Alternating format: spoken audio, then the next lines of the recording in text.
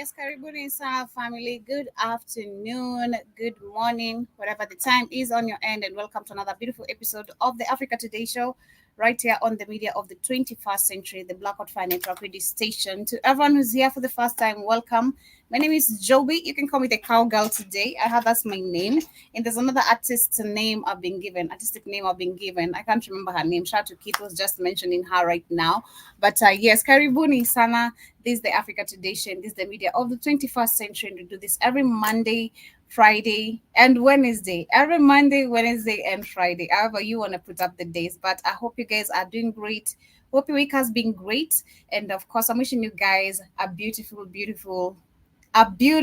weekend ahead of you guys. Shanta K. Williams in the building. Free Job, you know the hashtag Carmon. I hope you're doing amazing.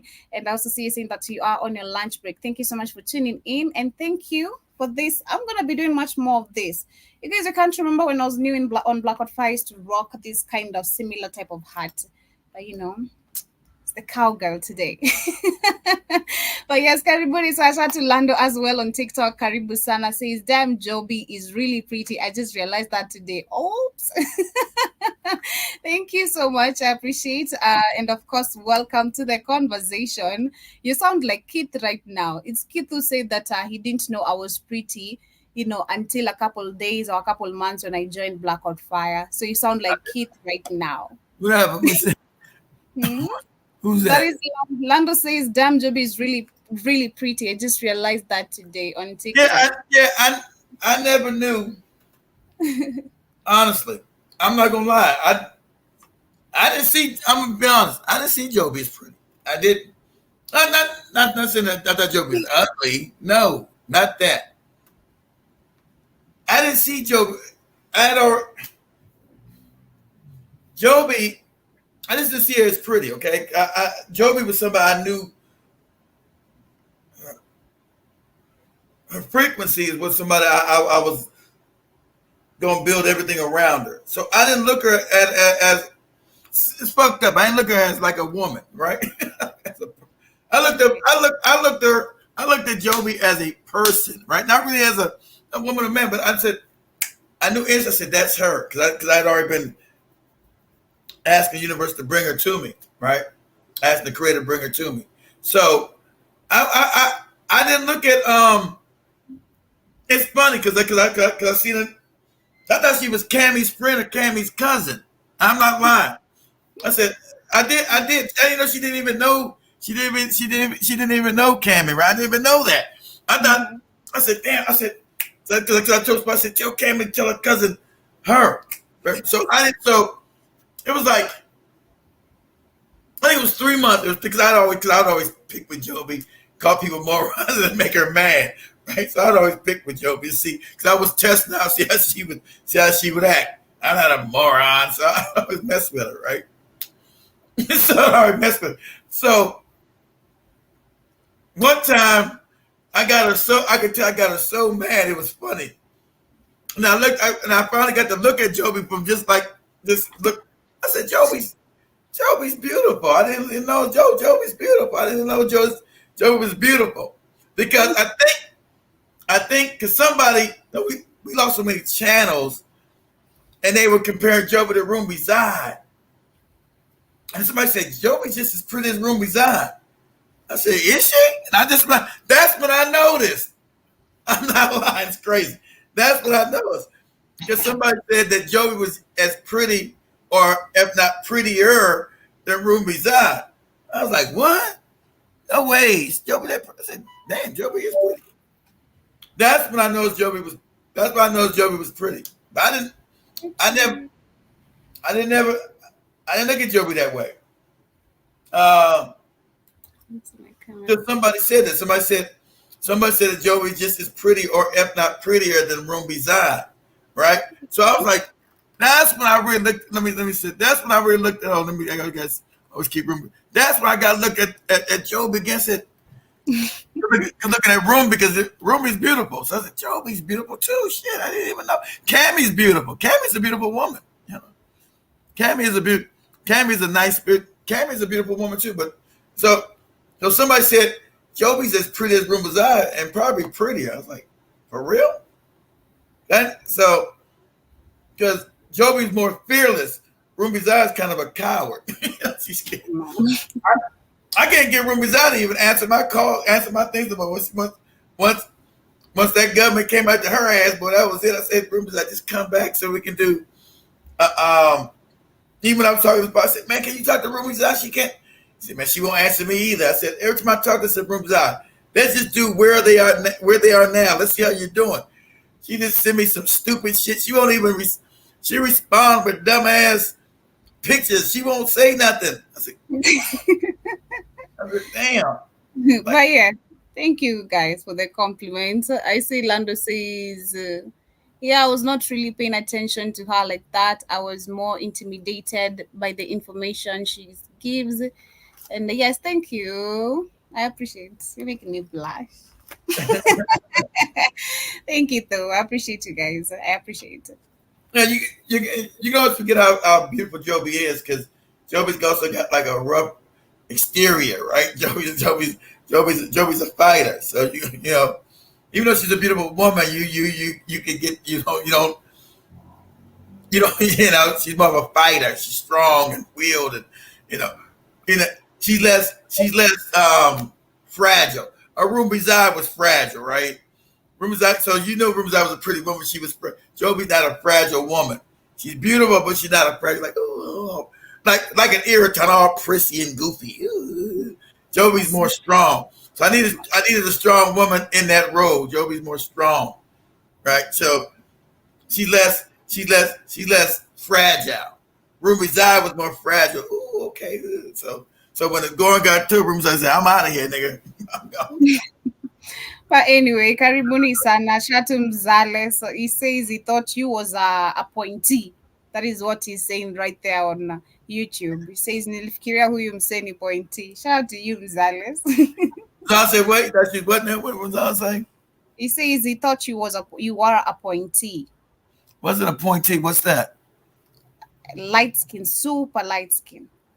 I am light skinned, but I'm getting dark. I got darker now, see, because the summer, when the summer comes in the heat, I'm in the sun, I get darker. But then the winter, because I get back light. I am light skinned. I am. But both my parents are black, goddammit. So we make all colors, see. And both my parents are not light skinned. We got, some of my siblings are dark skinned, some of my parents light. Some of my children are dark skinned, some are light skinned, some are dark. Because we make all shades of the rainbow as Africans. I got a son that's real dark, that's darker than Joby. Got a son that's got a son that's lighter than me. Hey, it is what it is.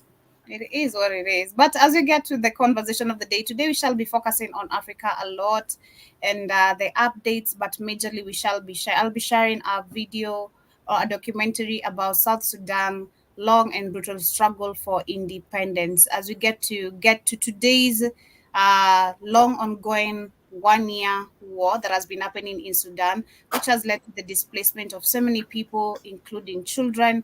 And earlier today, we saw that actually the US is going to fund $203 million to schools, to children who have been displaced and those who need to go back to school. And my first question was, how are you going to enable these children to go back to school in a country that currently is still under war?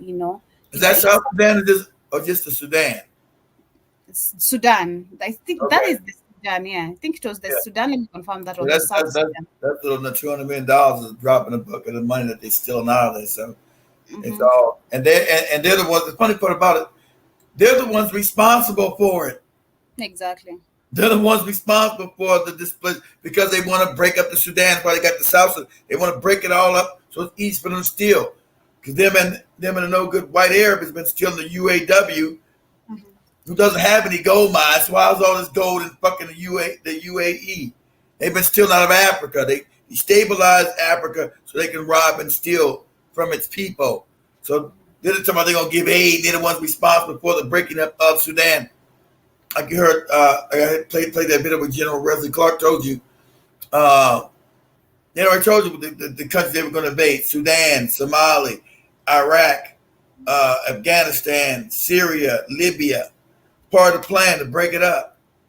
So you break up these countries, make them so you can steal out of it. Because Africa's so wealthy, And so since Africa's so wealthy, they want to be able to keep destabilizing so they can steal out of the countries. And what they do, Africans finally caught on to it finally. How these people got guns? There's no weapons factories in Africa. So nobody got no job. Who's supporting these $1 million weapons? Ain't nobody got no businesses. Who's paying for this shit? Mm-hmm. Europeans.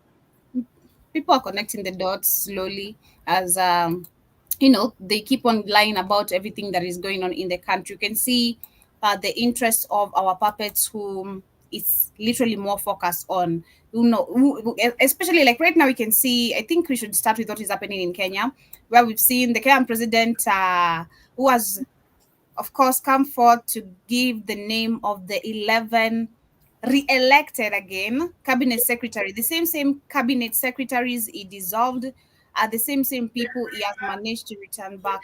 Back, Joe, it's illegal because the Constitution said anybody relieved of their job Mm-hmm. can no longer run for office Come or back. office in Kenya again. Exactly. Exactly. But apparently, it seems like Ruto does not know what constitution is, and he needs to be reminded and taught what constitution is all about. So let me read what is happening right here. So I get to fix my camera. I don't know what's going on.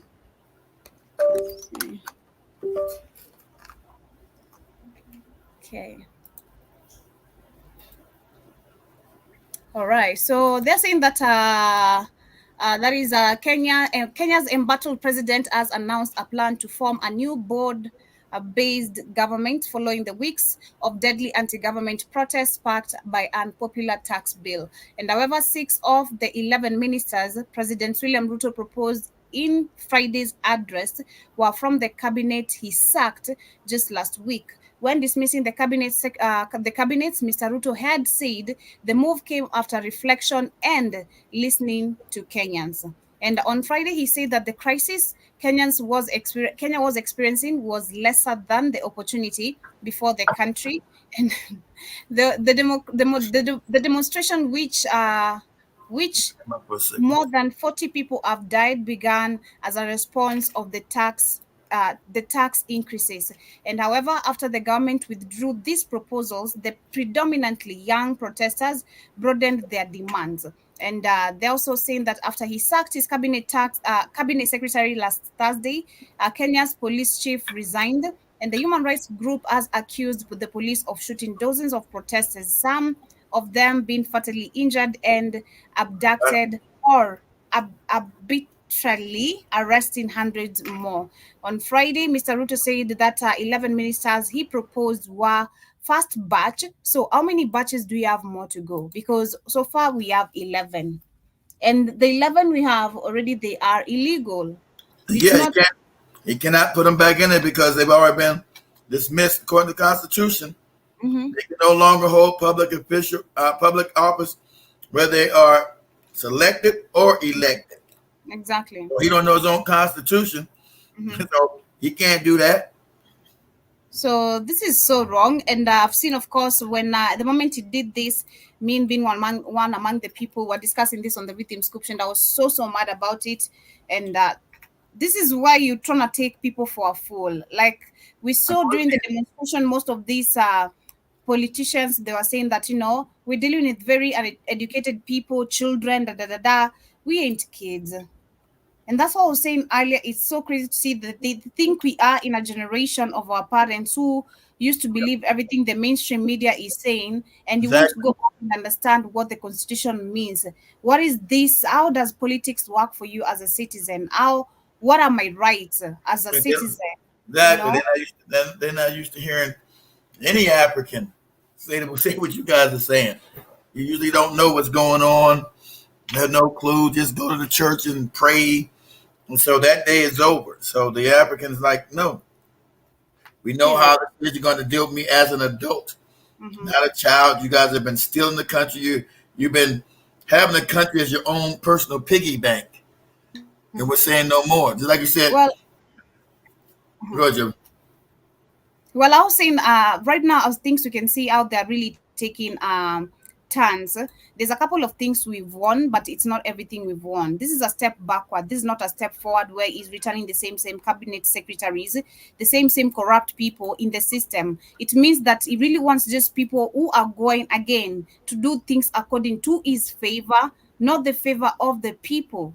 So I feel like I was saying earlier, I feel like right now with the demonstrations, which right now have led to number of deaths of people to die, including children right now. Children are even becoming now affected in this, innocent children What's who going to are happen just because it's just sad. It's just price of freedom is death. It's just sad, it, and it the fact is. that the price, also the price, what he's doing, he's not going to survive this because he last Tuesday he was using Agent Orange on the people. Agent Orange is outlawed, Joe B, everywhere. He used Agent Orange on his own people. That's a cancer causing agent. It's been it's been outlawed for like 40, almost. Let me see how long. Let me see. Let me see. How long has it been outlawed? About 40 years now. Oh, let me see. Let me see. Let's see how long. Let me see. How long has Agent Orange been outlawed?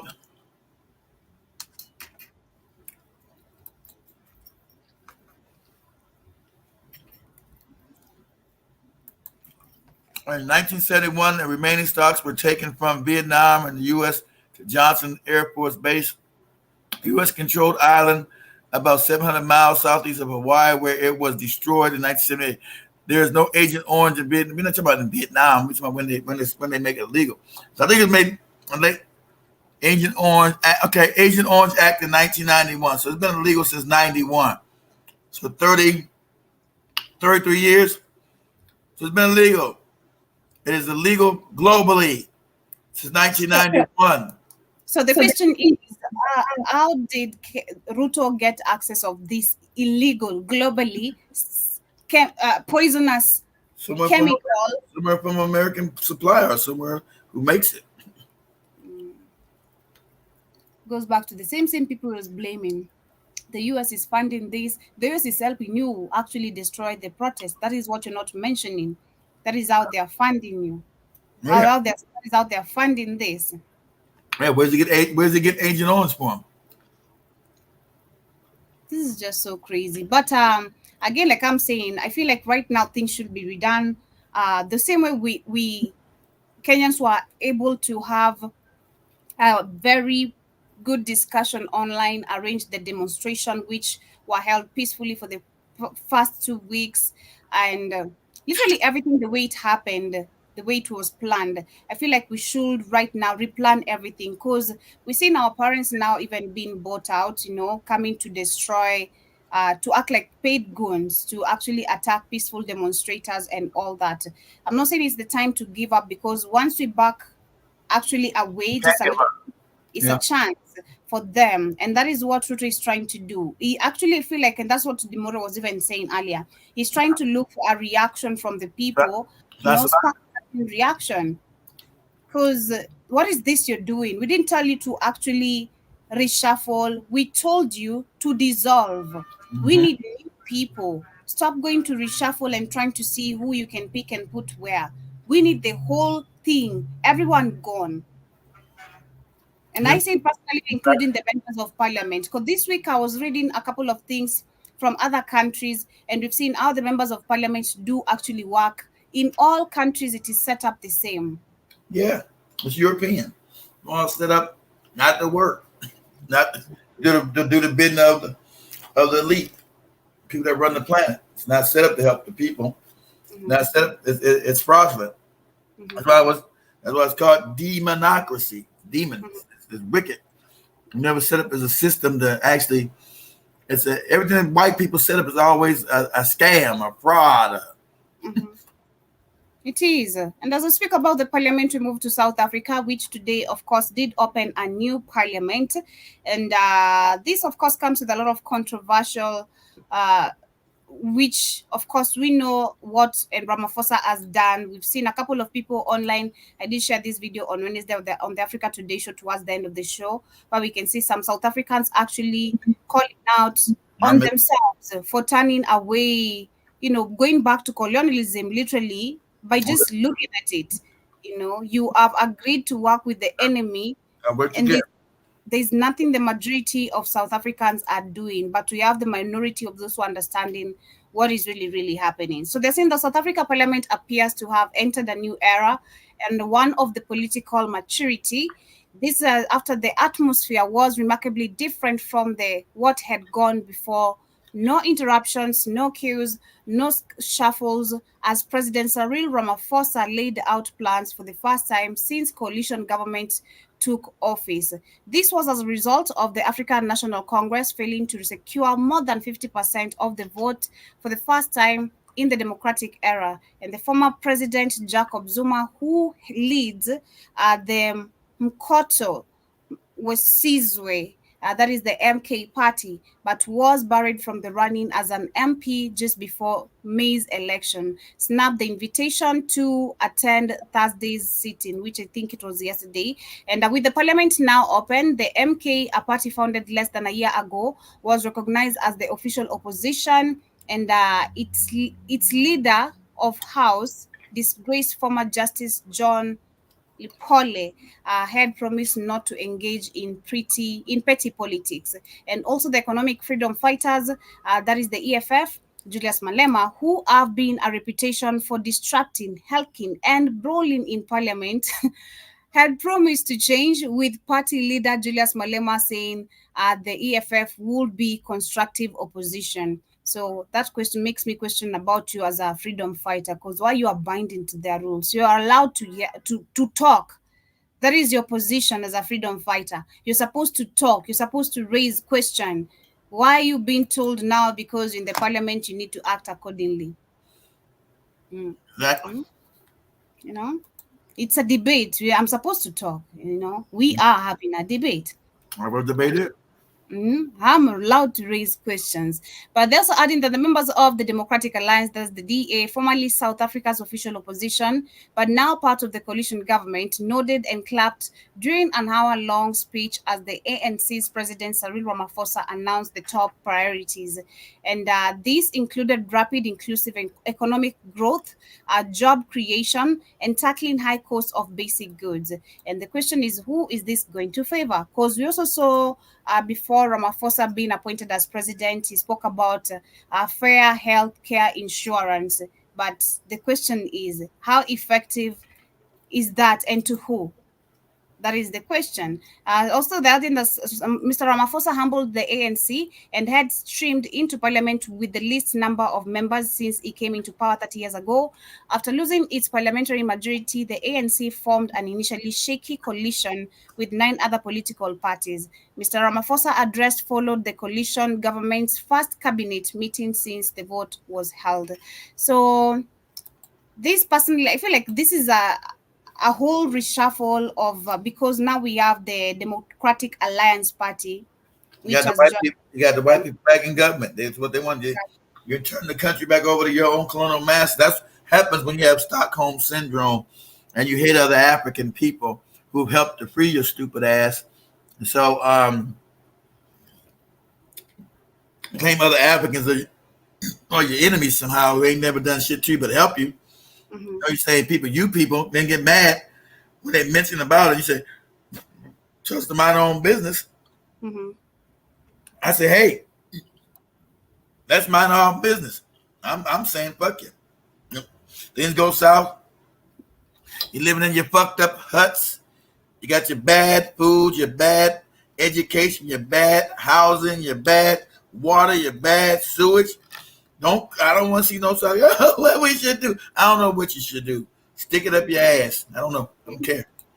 It's I don't care. crazy. But what this guy saying, Only African country that became free from colonialism. which I posed there, I said it never became free at all, because white people actively, unlike other countries, actively remained there, and they are in your faces telling you you're Well, not going to even get your land back. You know, I just would Act- say like in his mind, like we got free of colonialism. Yeah, they never got free of anything. How you got free of colonialism? You never get your property back. Go ahead, Jimmy. And sadly, I feel like most African countries never even want to hear that, you know, when you tell them, because I've seen such kind of debates online, especially on TikTok, where other African people get mad when they hear, hey, you never got free. It's just the facts, though, you Yeah. know, it That's is right. just the facts. It Like the is the guy, fact. like guys telling the truth in Kenya. He didn't get the land back. That the British shout out to the kids and the youth, and I said, all right, we want the British and Americans out there. They out of here. Why you got American and a English base in Kenya? You don't got no damn Kenyan base in England. Damn, sure Mm-hmm, got no Kenyan base in America. So why are mm-hmm, they there? To rob and steal. exactly. Oh, crazy. What? And we did not substantially increase the quality of education.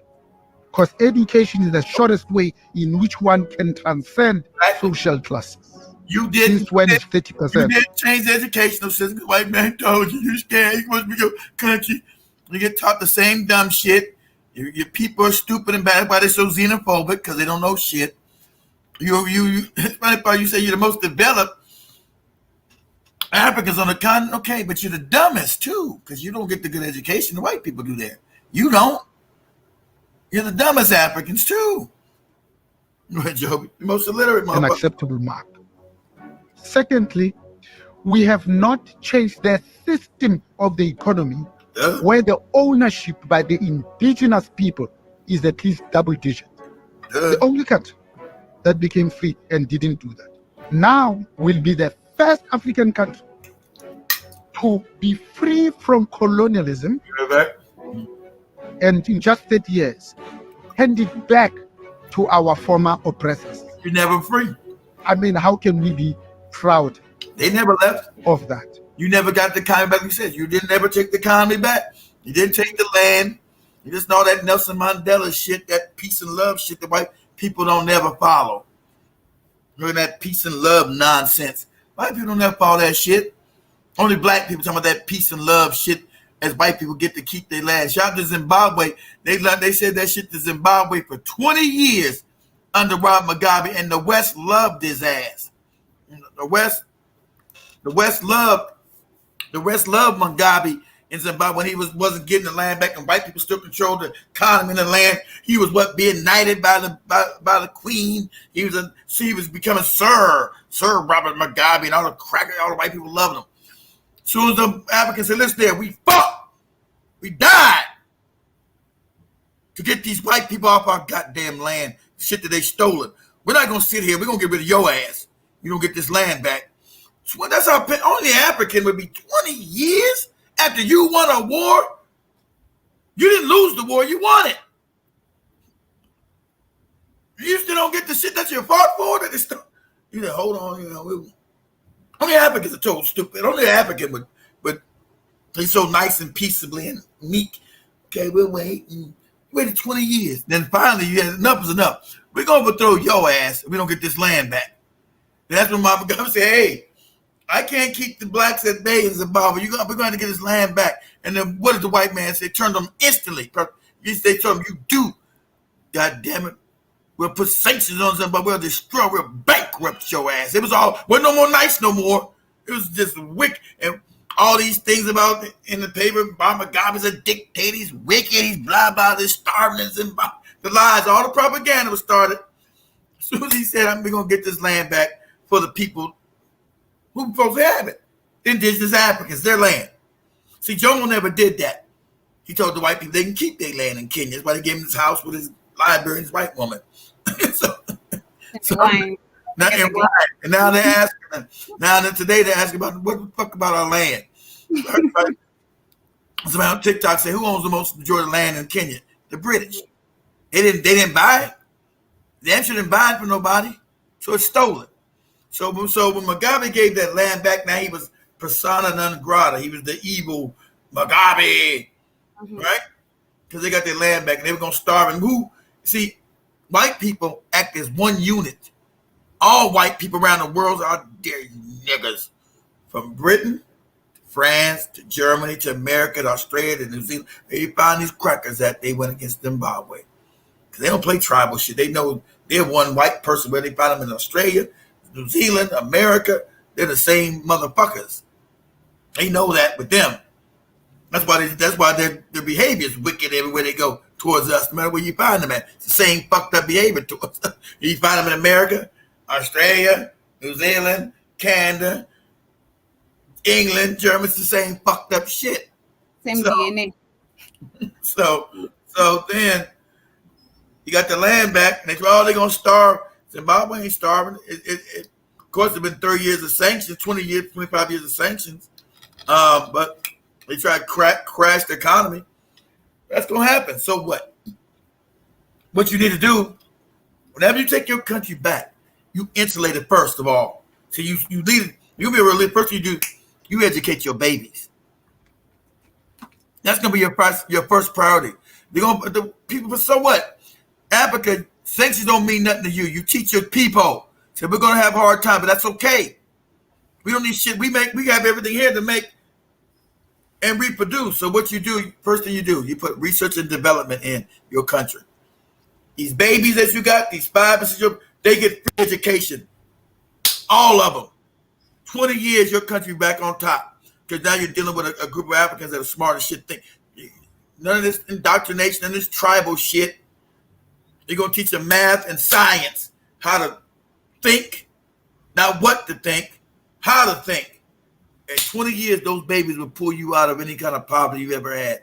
Those babies will invent shit. They come age 19, 20, because they've been dealing with science and technology. They have been hindered with nonsense and indoctrination. Read this goofy book of fables every day. Job said he came and went down the river, and Job said hello to Jesus. Fuck all that stupid shit. We got real science and technology. 20 years, these babies come to 18, 19, their brains will start thinking. Everything that's missing, they'll think it up. They'll start inventing it. Inventions will be popping right off the chart.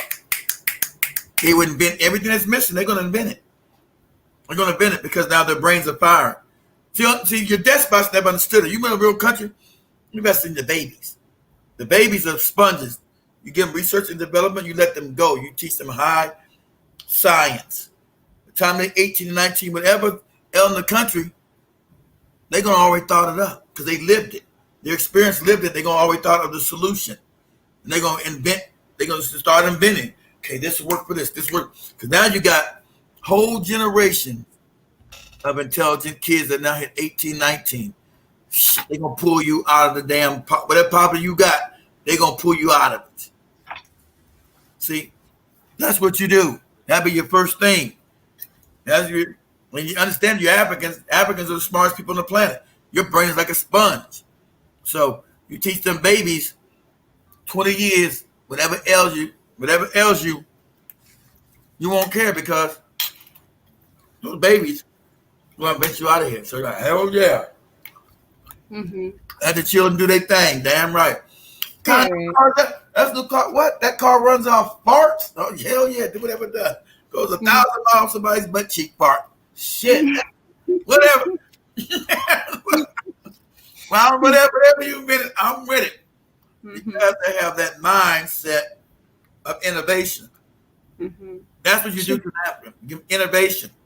Once you set that environment, it's like that guy in Zimbabwe, little kid they trying to kill. He just invented the TV with no energy. That kid invented how to have no energy. I mean, no free energy. But you already had free energy. So he's dead. That's what. I don't know if he survived or not. White people came and looked at his inventions all on YouTube. I said, oh man, they're going to kill his ass. He showed how he can invent the whole, electrify the whole city for free. For free. That was a Zimbabwean kid. For free. And it works. Where's that invention at? I ain't seen it since they tried to kill his ass. Is he dead? Probably so. What happened to that? The one who was trying to trap water from the air during the night. He's still around. He's still around. Those systems are everywhere. I think everybody done copied it now. Okay. Here, you put the. Should be nobody being thirsty nowhere. Because why is that technology not in Africa? You can't tell me anybody's thirsty. You don't need no fucking borehole. Get that shit, put in somebody's community. They have free water, but then Why you giving them free water that way? Because it would be free because the water generates itself every damn day through the atmosphere. But while you're doing that, you will be designing, you will be piping the whole country. See, they won't be without water because you give them free water.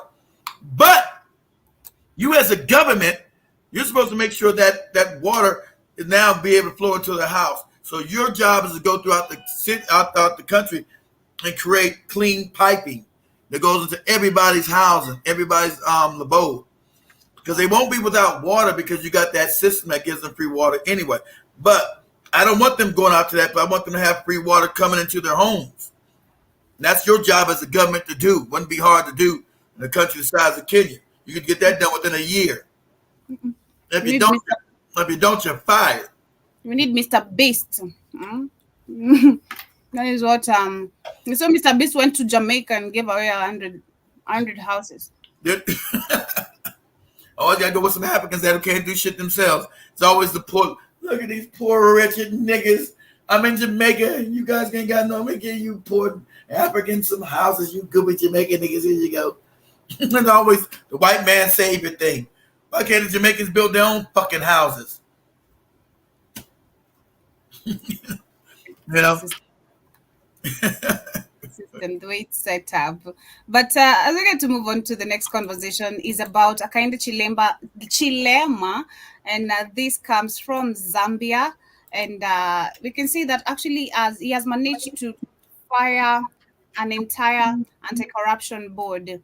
And this is where the saying that Zambia President Hakainde Hichilema has taken an extraordinary step of firing the entire board of the country's corruption-busting body after they themselves were accused of corruption, which they denied. And it comes days after the head of Anti-Corruption Commission, Tomu Shamakamba, resigned from his post, and both he and the country's solicitor General Marshal Muchende. Corrupt. Zambia job is nothing more than a Chinese colony now. He should start with himself, actually, Hakainde Hichilema himself. Personally, I said I really don't like him for shit. I really don't. I don't know. There's any African puppet, I don't. It's that one. I don't really like him for shit, you know, for nothing. But he should start with himself. Why you like him so much? I don't like him. You know, the way I'd say I like, the same way I can say like Museveni, Tinubu for a couple of bullshit, you know. Every African puppet has just their own shit going on. But Hakainde Hichilema, no, I just don't like him. But he should start with himself because he himself is not like he's leading the country straightforwardly. No, they're all corrupt. Whole system of Zambia from top to bottom it is corrupt as shit. Top to bottom. So yeah, he should start with himself. But as we get to continue, let us get straight to the video that I was to share of the day today. South Sudan, as we get to learn a few things, what we know, what we don't know, what we will discover from this video, and the history of the independence of South Sudan. Well, let me say something real quick. South Sudan became its own country because of the hatred of being an African. So we know, and the funny thing about, like I said, when Joe was talking about Jamaica, Jamaican skin bleaching is on another level down there, you retarded. You Jamaicans ain't never like, you want to scream that Bob Marley bullshit, and you people have never wanted to be Africans. That skin bleaching is on crazy down that bitch. You got goofy, crazy white people wigs and bleaching. You look crazy. So I'm gonna go. I've not really seen that deep of skin. I've seen it, but not really that deep. In Jamaica, Joey? Yeah, maybe I don't know much. That's what I'm saying. I've seen it, but not really. I didn't know it was that deep. The way you're saying it. Yeah, it's deep. It's deep. Them Jamaican bastards don't like being African. Their whole minds are fucked. Most Jamaicans are coons. Keep it 100. I'm just telling the truth. Don't get mad at me. So what happened with Sudan as one country? The white Arab told the blacks in the north that they were no longer Africans. They were black Arabs. They were Arabs, and so this is why they wanted to break up the country. So they caused racial division amongst the Africans in Sudan. And I'm sure Michelle is married to a Sudanese. She can tell. She would notice the truth too. So they started killing their darker cousins in the south. We're part like the Dinka tribe, and other darker tribes down in the. They moved them south because they really those are the original Nubians who were up north and by also in Egypt and Kemet. So they started murdering these people because of their white Arab masses, the Abu Dhabi motherfuckers, the Saudi Arabia, those invaders who invaded Northeast Africa. Told them that they need to hate these other Africans to kill them. So the ones who the black Arab motherfuckers started killing the ones classified as Africans. So that caused the division within the country. And that's how it finally broke in the North and South Sudan. And they're doing it again. They're doing it again. That's what's so crazy. They doing it again to break up Sudan some more. You think these Negroes would have learned from losing the southern part of the country, but they're doing it again to them. But go ahead, Joe. You got it. Okay.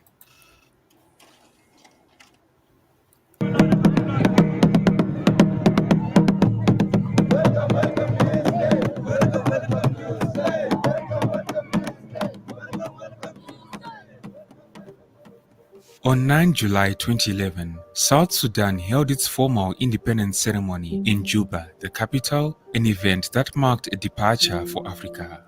While most African countries became independent on a negotiated transfer of power from a colonial authority to a new national elite, South Sudan's independence came from the directly expressed will of its people.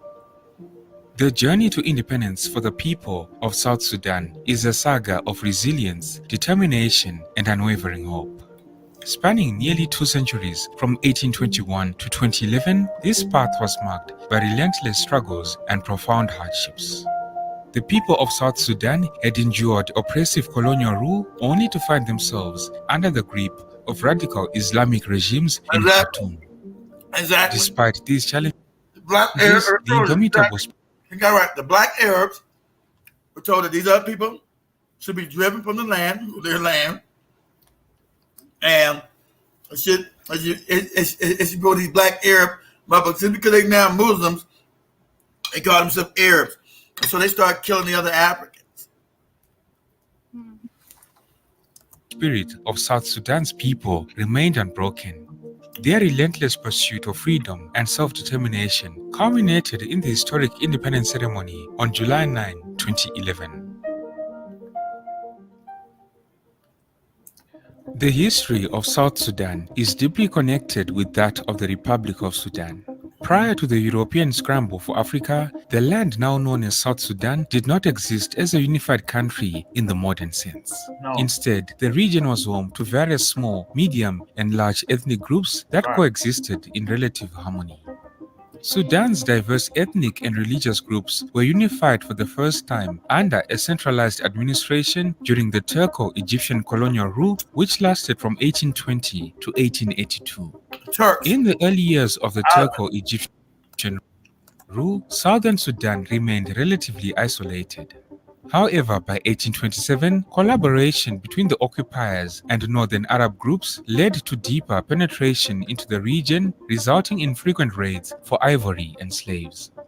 Some scholars have argued that northern Sudanese were complicit in slave trade practice through collaborating with the Turco-Egyptian rulers to sell southerners to Arab slave markets. Even before this occupation, southern Sudan was already a source of slaves and ivory. But under the Turco-Egyptian rule, the slave trade became a state-sanctioned activity, growing rampant and widespread, reaching deep into the south, the Nuba Mountains, and southern Darfur.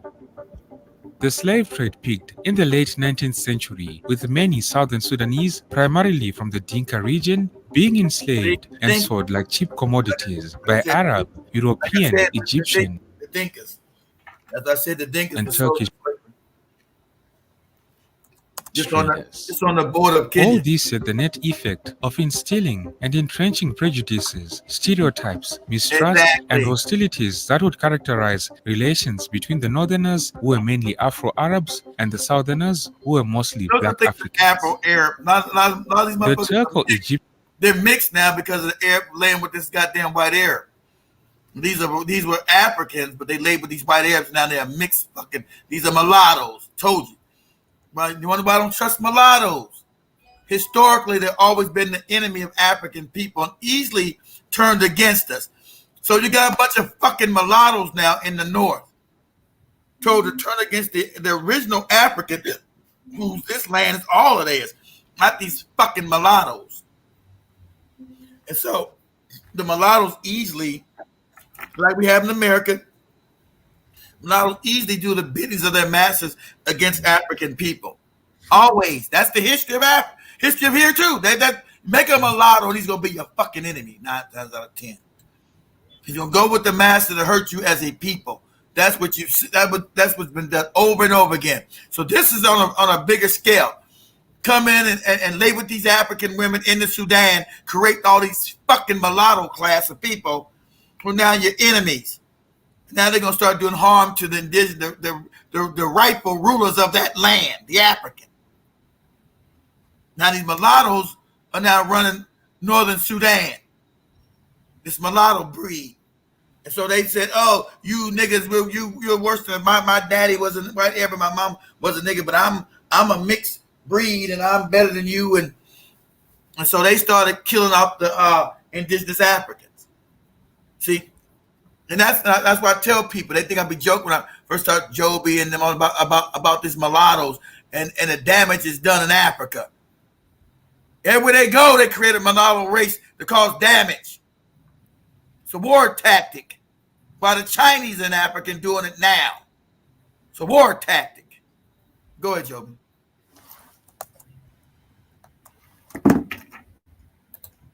Egyptian occupation ended in 1882 when the northern Sudanese revolted under the leadership of Mohammed Ahmed ibn al-Sayyid Abdallah, who called himself the Mahdi. After the British occupied Egypt in 1882, they attempted to intervene militarily in Sudan, but they were unable to suppress the rise of the Mahdi. In 1885, Mahdist forces captured Khartoum, defeated the troops of the British General Charles Gordon, and established Sudan's first theocratic state using Islam as a unifying force. The rule of the Mahdi was equally brutal for the inhabitants of southern Sudan. The slave trade continued with even greater intensity, and Arabic and Islam were forcibly imposed on the south. In 1898, the Mahdist state was defeated by Anglo-Egyptian occupation forces. The following year, in 1899, the Anglo-Egyptian Condominium was established, allowing Sudan to be jointly administered by Egypt and Britain. However, despite the appearance of equal partnership, the British dominated the administration from the outset, effectively controlling the condominium. Within the first 2 decades, most of Sudan's borders were defined and nearly all the territory of modern-day Sudan came under firm British control. Railroads were constructed to link key areas of economic interest and to control the Upper Nile along the White Nile. Schools were established in Khartoum and several major urban areas, catering primarily to the children of affluent families and colonial civil servants. During this period, nearly all economic infrastructure and development projects were concentrated in the agriculturally rich north-central region. In contrast, the South saw minimum investment in economic, social, and administrative structures. As you can already tell, during the colonial era, the administration of North and South Sudan was distinctly different. At this point, I need to state that Northern Sudan was heavily Arabized and had a fairly well-structured political and economic infrastructure. Northerners practiced Islam and were relatively well-educated. Meanwhile, Southern Sudan was mainly composed of various Nilotic tribes who practiced a mixture of Christian and traditional beliefs. In 1922, the British instituted a separate system for the southern region comprising the provinces of Equatoria, Bahr el Ghazal, and Upper Nile. These three provinces were administratively segregated and largely neglected in terms of social and economic development. The few social services available, such as schools and clinics, were predominantly provided by Christian missionaries. As a result, the southern region remained chronically underdeveloped in education, healthcare, and basic infrastructure. The colonial administration also instated So, so they'll come with their goopy religion as they treat you like shit. So they checked the mulattoes. They chose the Arabized mulatto motherfuckers in the north better.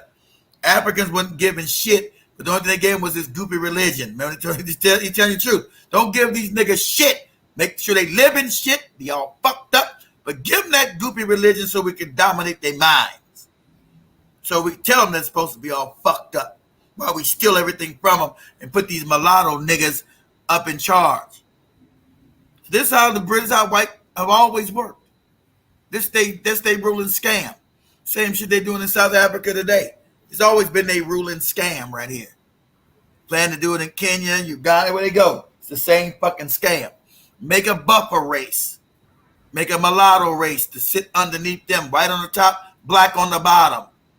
And all of mulatto races in the middle for control. But go ahead, Joby. a policy called the Southern Policy. Under this Southern Policy, nearly all relations between the northern and southern regions were cut. Northern Sudanese were barred by law from entering or residing in the south. But barred. Even long-term northern residents, especially Arab merchants, were forced to leave the south. Similarly, so they're talking about apartheid. So the British came and set up an apartheid system. Same way they did in South Africa. Set up an apartheid system. So the country was always going to be fucked up and divided. Why it's a war? And there was always going to be a division because white people come and divide and conquer. They divide you. Go ahead, Joe. Native Southerners were prohibited from traveling to or seeking employment in the north. The spread of the Arabic language and Islam was restricted in the south, while Christianity and the English language were promoted. The whole purpose of the Southern Policy was to maintain Southern Sudan as a distinct entity from Northern Sudan. Reflecting this separation, colonial governors from Southern Sudan attended regular administrative conferences in East Africa rather than in Khartoum in the north. The separation of the South from the rest of Sudan and the imposition of a distinct administrative system served important British colonial interests. These interests included preventing the spread of Arab and Muslim influence, preparing the southern region for eventual integration with the British East African Federation, as well as controlling the sources along the Nile. Divide and rule. So they would However, it was east at that time. That was the eastern part, wasn't called Kenya. So that was eastern, the eastern bloc, which would be Kenya, Uganda, Tanzania. You know, the eastern bloc that the British controlled. So the South Sudan was part of that. Go ahead, Joe. By the 1930s and 1940s, as the issue of independence began to dominate political discourse, the British started to shift their stance. Pressured by a growing nationalist movement in the north, Britain reversed its southern policy roughly a decade before granting Sudan independence. They lifted all restrictions that had separated the southern region from the north and acceded to northern demands for a united Sudan. Movement between the two regions was permitted, allowing northerners to return to their administrative posts in the south. Arabic replaced English as the official language of administration in the south and was also introduced as a school subject. Additionally, the ban on Muslim preaching in the south was also lifted. During this period, as preparations were being made towards eventual independence for Sudan, a conference was held in Juba, the capital of Equatorial Province in the south, from June 12 to June 13, 1947. At this particular conference, the new One Sudan policy was forced upon the south by the British and supported by northerners. Southern chiefs, many of whom were uneducated, were pressured to endorse the conference resolutions at face value. All uneducated. The Southern chiefs were assured that in the beginning of all independence and all these people that represent you are morons. You got a bunch of morons leading African people. They're literally morons. And that's what they're telling you. Uneducated. Just say they don't want to be nice. You want to be like uneducated. They're morons. These are morons being put in charge. The idiots. They're just uneducated. Yeah, the morons. A post-independence government would give the South autonomy over its affairs. But unfortunately, as you see in this story, this never happened. Exactly right. Negotiations on self-determination in the early 1950s confirmed Southern fears of Northern domination. Northern nationalists excluded Southerners from these crucial discussions and reneged on their pre-independence promise to establish a federal system between the northern and southern regions, opting instead for a centralized system. Continued calls from Southerners for federalism, equal representation in government, and fair inclusion in national institutions were largely Of ignored. course, because you got the racism. Also, the Sudanization process aimed You at got the mulatto replacing racism now happening. So them being the mulattoes, they're gonna treat you like shit. You're not to be represented. You're to be ruled and killed and murdered and done what you're told to do. To live fucked up, to be fucked up. When you're in Africa, the African lands have been taken over by mulattoes. It's always their plan. Go ahead, Joe. colonial administrators with Sudanese nationals was heavily biased in favor of Northerners. Out of 800, I'm gonna give Joby an understanding what she's looking at, how they do it. Joby told you whenever she went to a job, she would be too dark. It'd always be the lighter skinned person or the mulatto that would get the job. That's what the British set up. That's what the French set up to destroy Africa itself. It's the same shit you're dealing with right here. Go ahead, Joe. civil service positions, Northerners occupied 792, while Southerners held only 8. This disparity arose because most Southerners were disadvantaged by the replacement of English with Arabic as the official language of communication, and they often lacked the necessary experience and qualifications. As a result, there was widespread discontent in the South following the 1954 elections and the Sudanization process. The rapid influx of Northerners into the South as administrators, senior army and police officers, government school teachers, and merchants exacerbated Southern fears of Northern domination and colonization. It is suffice to say, the failure by the British colonial administration to design and facilitate a smooth transition process from colonialism to independence left a ticking time bomb in Sudan. Of course, but they didn't. That's on purpose. He ain't like the British were honest actors in this. That's what they wanted to do, moron. Some acting like they did some mistake. They just didn't know what they were doing. They did all this shit on purpose to make sure these countries never would always fail. And hopefully would split apart so they can come in and dominate them and steal the resources that they've always enjoyed. You talk about they short-sightedness. The British made mistakes. These are not mistakes, dummy. These are on purpose. Some black women feel for the trick bag. Yeah, yet some black Africans men are hooking up with these bad body Beckies too. Yeah, they are. Because it's the self-hate.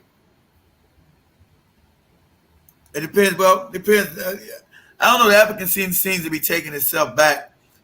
You know, that was always the thing to use the mulatto class, come and create mulattoes to show the African and destroy them. That's why I told you, African mind has been fucked up. That's why when you went, and the same thing Joby said, Rumbi's eyes said the same thing, her being dark skinned.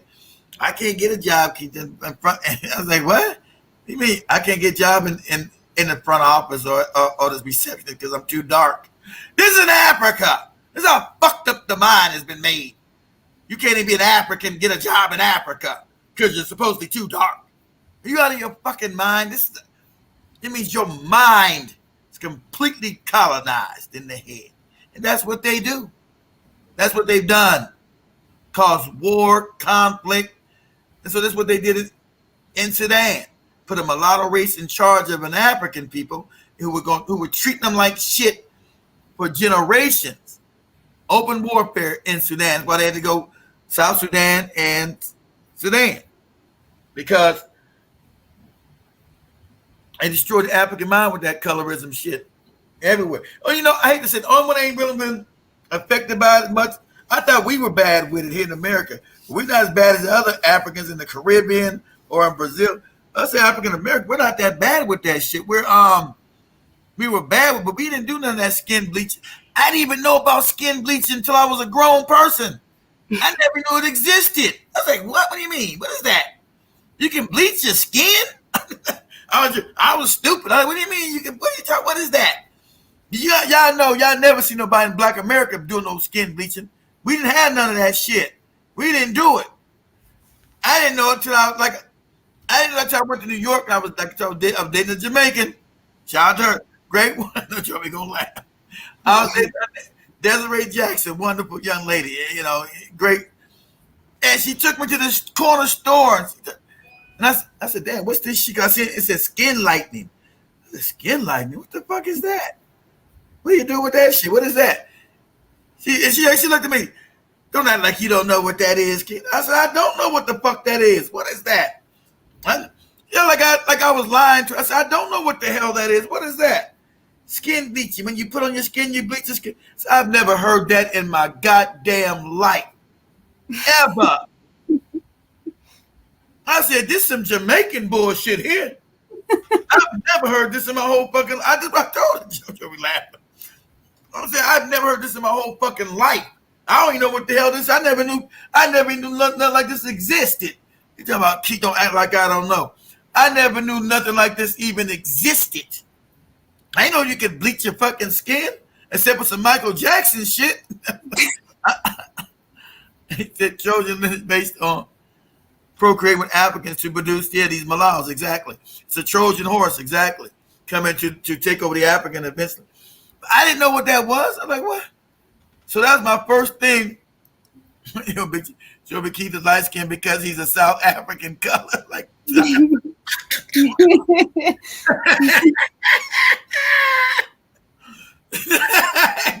and Therese Spice Peter, you get your ass out of here. I'll be on later on the night too, guys. I'll be on the night later nice on. Big cheers. Yeah. I'll be on later tonight to actually address that. I'm gonna go in on Busta Rhymes' whole ass. But yeah. So these mulattoes, there's a caste system that the mulattoes practice towards the Africans. Exactly, it is caste. Exactly.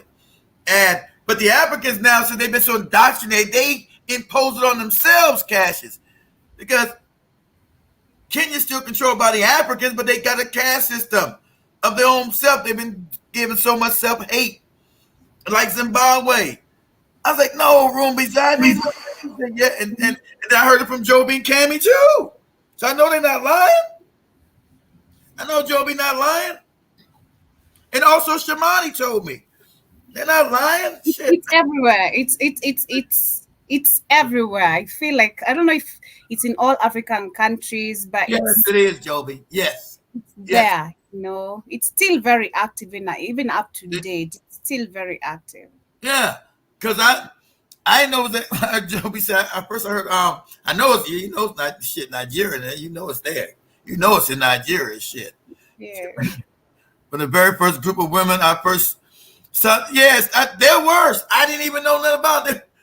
Remember, a lot of these Jamaican niggas come from where? Nigeria, before it was called Nigeria. They were taken from slavery from that region. A lot of Jamaicans are actually Nigerians or Ghanaians. That's where they were taken from. A lot of them were taken from. Oh, Serena looks crazy. Serena bleached. She almost looks like Little Kim. Yeah, man. Even Beyonce, Beyonce was like a little bit darker than me, not as light as I am, but she looks crazy. Beyonce looks crazy as cat shit. She's a full-blown white woman now. Beyonce's a full-blown white woman. Like, Jesus Christ. Skin bleach months, lady? Shit crazy. But Serena looks crazy with her skin bleach. Like, wow. And for a poor, that's how you know you mentally fucked. For a poor cracker, poor white man she got. Guess it's about the money? Because she had all the money and he going to dump the shit out of her ass. He going to take half her money and I'm going to laugh at it too. When he gets half her damn money, I'm going to laugh. That's what you get. That's what your That's what your ass get. You know what? Don't try to come back to black people like you guys do. You know what? The white man's asking for half my money, and I made it in my tennis game. So what? So what? What they got to do with us? Not a damn thing. You and your mulatto kid go cry in a dark closet. That's what you do. Give a shit. Let them taking half of your dough. That's your problem. You don't want to give them a prenup, so yeah, you want to believe all about. So please spare me, lady. She gets to crying. You know what's coming. I give it because is she almost in? Is the marriage like on the rocks right now? They having problems within the marriage. You know what's going to happen, but he gonna get half that shit. He's a white man in America. She's a black woman. He's getting half her shit. Didn't make none of it. She gonna get half of it. Good. Good for a no good rotten ass. Good.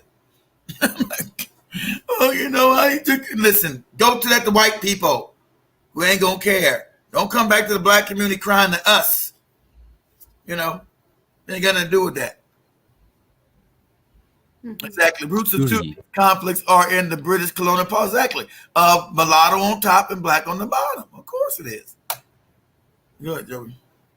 Southern troops in the National Army rebelled in August 1955, just 4 months before Sudan's independence in January 1956. They fled into the bush to join fellow Southerners in the fight for their rights and self-determination. The world has gained a new nation. The Sudan, for 58 years under the joint rule of Britain and Egypt, becomes an independent republic. The Proclamation of Independence is read from the balcony of the House of Representatives in Khartoum, and the new flag is hoisted. Blue for the Nile, yellow for the desert, green for agriculture. Consequently, a united Sudan achieved independence, already burdened by the weight of civil war on its young shoulders.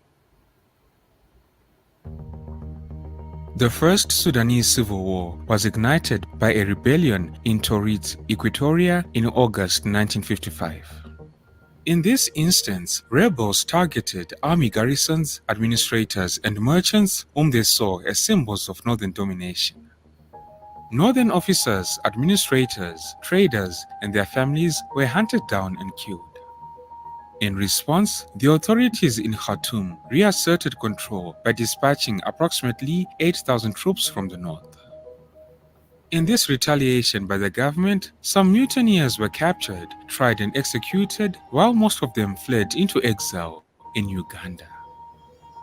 The exiled movement that had been formed by the mutineers, the Sudan African Nationalist Union, SANU, declared their goal of independence for the South. However, significant armed resistance did not begin until 1962 when SANU organized a guerrilla army known as the Anyanya. By 1969, the rebels had established foreign contacts to secure weapons and supplies. Got a bow and arrow. Israel, for instance, trained Anyanya recruits and shipped weapons to the rebels via Ethiopia and Uganda. Always Israel. The Anyanya also always finding fucking the damn Israelis in Africa to destabilize and steal. Procured arms from Congolese rebels. By the late 1960s, the conflict in Sudan had claimed the lives of approximately 500,000 people, with several 100,000 more Southerners hiding in forests or fleeing to refugee camps in neighboring countries. After the 1969 coup d'etat in Sudan, the Sudanese government's efforts against the rebels diminished. In 1969, a military coup in Sudan brought the Revolutionary Command Council to power, determined to eliminate religion-based political groups. The council was led by 39-year-old officer Hafani Meri, who had experience in the south and advocated for a political settlement involving regional self-government rather than military repression. But Nimeri's regime faced significant opposition from various factions intent on overthrowing him. The first challenge to his regime came from conservative forces led by Imam al-Hadi al-Mahdi, a grandson of the renowned Mahdi, Muhammad Ahmad. A second challenge to Nimeri arose in 1971 from communist dissidents within the army who staged a brief coup and imprisoned him. However, loyal troops quickly overwhelmed the dissidents and Hafani Meri regained control. Having consolidated his control, Hafani Meri sought to reach an accommodation with the South. Recognizing that ending the civil war would strengthen his political power base, he opted for a political solution to this first Sudanese civil war. In this regard, in 1972, high-level delegates from both the Sudanese government and the guerrilla forces met in Addis Ababa, Ethiopia, and after a series of negotiations, they agreed to end the conflict. The Addis Ababa Agreement linked the three southern provinces together as a separate region with its own elected assembly and executive authority. Additionally, the Anyanya guerrillas were integrated into the ranks of the Sudanese army. The new constitution of 1973 established Sudan as a secular state, guaranteeing freedom of worship for Christians, Jews, and followers of traditional religions who formed the vast majority in the south. Secular law governed civil and criminal matters for all civilians, while personal and family matters were governed by Sharia law for Muslims and customary law for rural populations in the south. The 1972 Addis Ababa Agreement represented a rare example in Africa of a negotiated end to a civil war, and Hafan Imeri was rightly credited for meeting many key southern demands.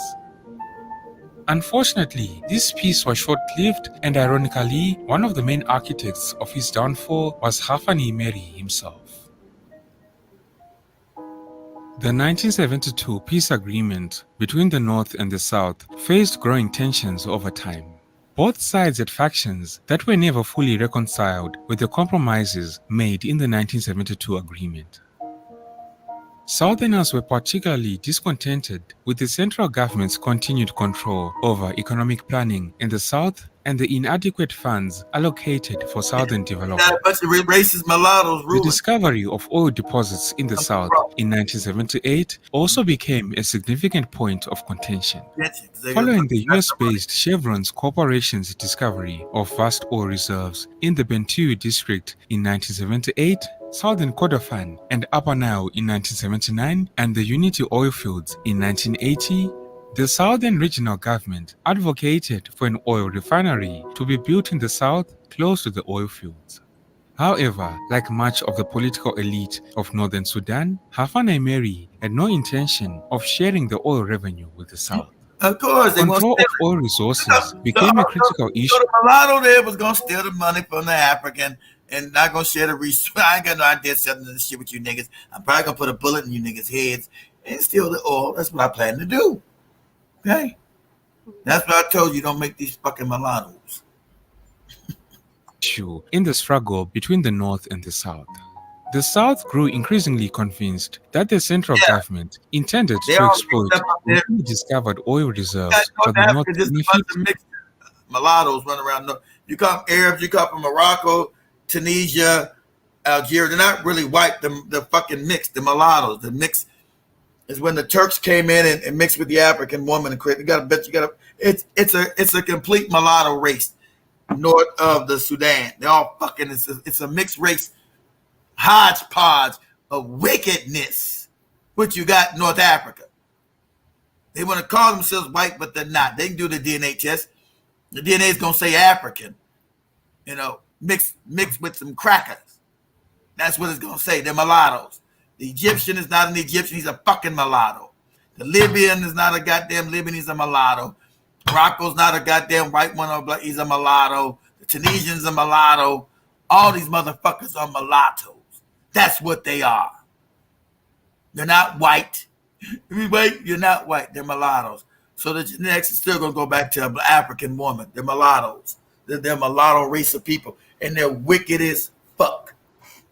They're just as wicked as the white man. So I don't spare no difference to me. Don't bring me no bunch of mulatto. Don't bring me no fucking Tyler bullshit. Leaving the South with minimal gains. Also during this time, further disputes arose due to Hafan Imeri's persistent interference in southern politics. This interference, combined with Nimeri's growing alliance with Islamic factions, deepened the distrust in the south. In an effort to broaden his support base in the north, Hafan Imeri incorporated. These are the ones that's still not out of Sudan today and trying to break it up some more. Abu Dhabi, motherfucking Dubai. Arab forces are stealing. They're the ones trying to break up Sudan so they can keep the stealing going. Okay? Can't explain to me why Dubai is one of the biggest gold hubs on the planet and they don't got any gold mines. It's the shit they're still not the Sudan with these retarded niggas and these damn mulattoes fighting each other. Go ahead, Joby. Two prominent Islamic politicians into his government in 1977. In this regard, he included Sadiq al-Mahdi, the great-grandson of the 19th century Mahdi. Hafani Mary also brought in Sadiq's brother-in-law, Hassan al-Mahdi. Now this nigga on the right right here, this is a nigga. This is a black man. But now he's a Muslim, he's an Arab. This motherfucker. See, told the identity crisis that Africans suffer too after being conquered. Now you can tell this motherfucker on the left is a mixed mother. He's a mulatto. But this one is a full-hearted nigga here. He would call himself an Arab. This is a traitorous ass nigga here. That's why these religions are so dangerous. He's gonna side with his mulatto masters over his African brothers because they share some fake ass religion called Islam. So that's why I'm smacking Islamic motherfucker in the head. You get your stupid ass away from me. So this moronic ass smiling coon right here is a danger. And I would literally do what I had to do with him. I'm not gonna sit on YouTube. What I would do to him, I would gladly do it. Gladly do it to his ass. Gladly. He's a traitor, a sellout, and that's the problem you had all around Northern Africa. That's how he lost all these sellout bastards thinking they're mulattoes too. Killing other African people. Go ahead, Joe.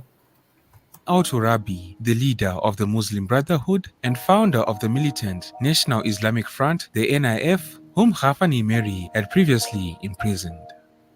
After being appointed as Sudan's Attorney General, Hassan al-Turabi applied consistent pressure for the Islamic reform of the legal. That's right. That's right. He's racist as hell, but they don't exactly. He's racist as hell, and his wife is a Brahmin, who they are racist as hell, Brahmin Indian.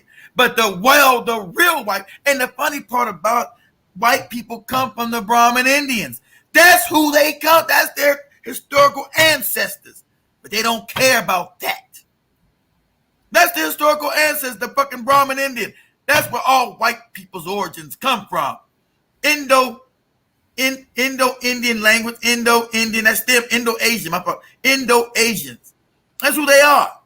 But they're mad now that Trump picked his ass and he's got a Brahmin Indian white. These white people in America, how dare you? God damn it. This non-white woman, what the fuck is going on? Their racism is palpable. I love it. And J.D. Vance is a no good, dirty racist. Right? He's open racist because his wife is a Brahmin Indian who they're racist. No culture is racism. But the white man don't give a shit about that. You're not white to them. Exactly right. Cassius. You Indians, you ain't white. No matter how white they now Joey was saying Indians white. The white man, the real white man said they're not. You know, I showed Joey a white Indian. Joey said, that's a white, like Joey said, they all look the same to her. Mm-hmm. Right? They all look the same to Joby, but they don't look the same to the white supremacists, Joby. I saw every day he was stealing gold out of Ethiopia. He wanted to be Arab, and they put him in prison. Black people say that they were before they were black. I hate these motherfuckers. You too? I hate these motherfuckers.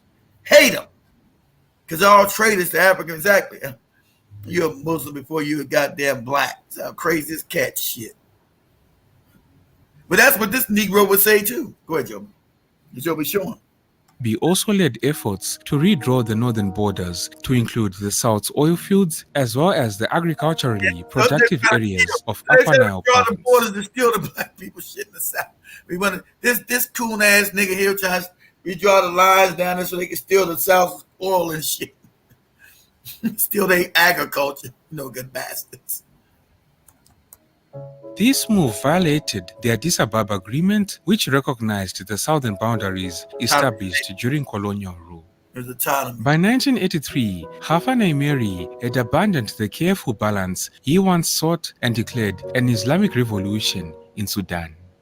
Nimeri decreed that Sudan would become an Islamic republic governed by Islamic law, and also that traditional Islamic punishments such as amputation for theft, flogging for alcohol consumption, and death for apostasy were to be enforced nationwide, including in the south. Chopping up the In a hands. similarly arbitrary fashion, Khafra Nimeri dissolved the southern regional government and divided the south into 3 smaller regions corresponding to the old provinces. With Ronald Reagan, who didn't care.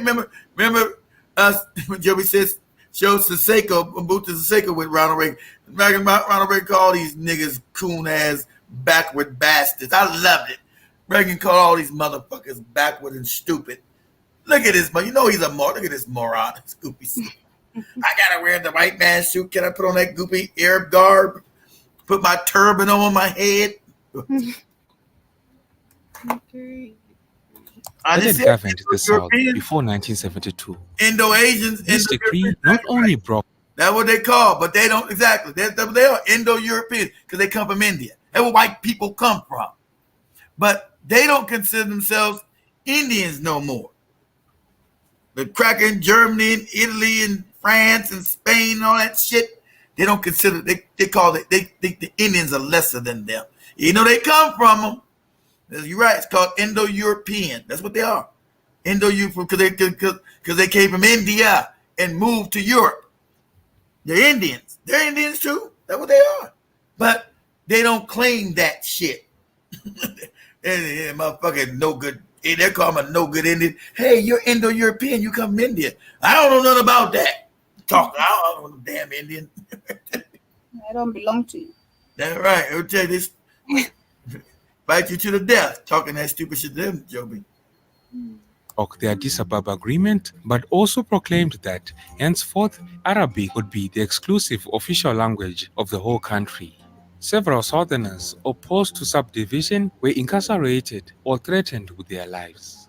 Also in pursuit to transform Sudan into the breadbasket of the Middle East, the Sudanese government expanded large-scale mechanized farming into the southern region. This expansion, particularly around the Upper Nile and southern Kordofan provinces, resulted in the expropriation of farming and grazing lands from indigenous farmers and native pastoralists. This appropriation of the land led to significant resentment and hostility in the south. Now, the issues pertaining to oil, the imposition of Sharia law across Sudan, the appropriation of farming land in the south by the central government, as well as a string of several other issues, would result in the Second Sudanese Civil War.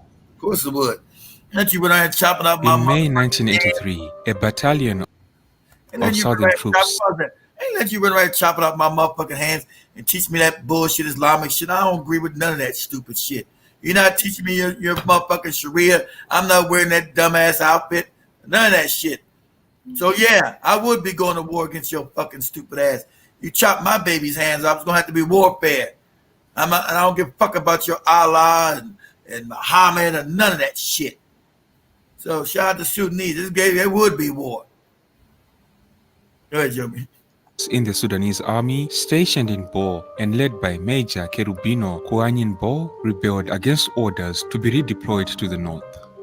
This mutiny would mark the beginning of organized armed resistance against the central government. In the following month of June, Colonel John Garang de Mabio was tasked by the Sudanese government to travel south and persuade his colleagues to abandon the rebellion. However, John Garang ended up joining them instead. The mutiny by the southern forces quickly spread, with other southern units joining the rebellion, leading to the formation of the Sudan People's Liberation Army, the SPLA, and its political wing, the Sudan People's Liberation Movement, the SPLM, both under the leadership of Colonel John Garang. Born into the Dinka ethnic group, John Garang was educated in Tanzania and graduated from Grinnell College in Iowa in 1969. He returned. He went to Tanzania. Tanzania was always teaching the African how to fight. Tanzania, then it came to America, to Iowa, somewhere say with the education. But he went to Tanzania. These niggas always end up Tanzania under Julius Nyerere, fighting, learn how to fucking fight. Go ahead, Joey. To Sudan, joined the Sudanese army, but left the following year to join the Anyanya in the south. In 1972, following the Addis Ababa Agreement, rebel fighters including John Garang were integrated into the Sudanese army. Here in the army, Garang was promoted to colonel and received training at Fort Benning in Georgia in the United States. What been in Now, in 1983, after the mutiny, John America? Garang de Mabio became the chairman and commander-in-chief of the SPLA and the SPLM, with Cherubino Kwanyin Bo stepping down and nominating him.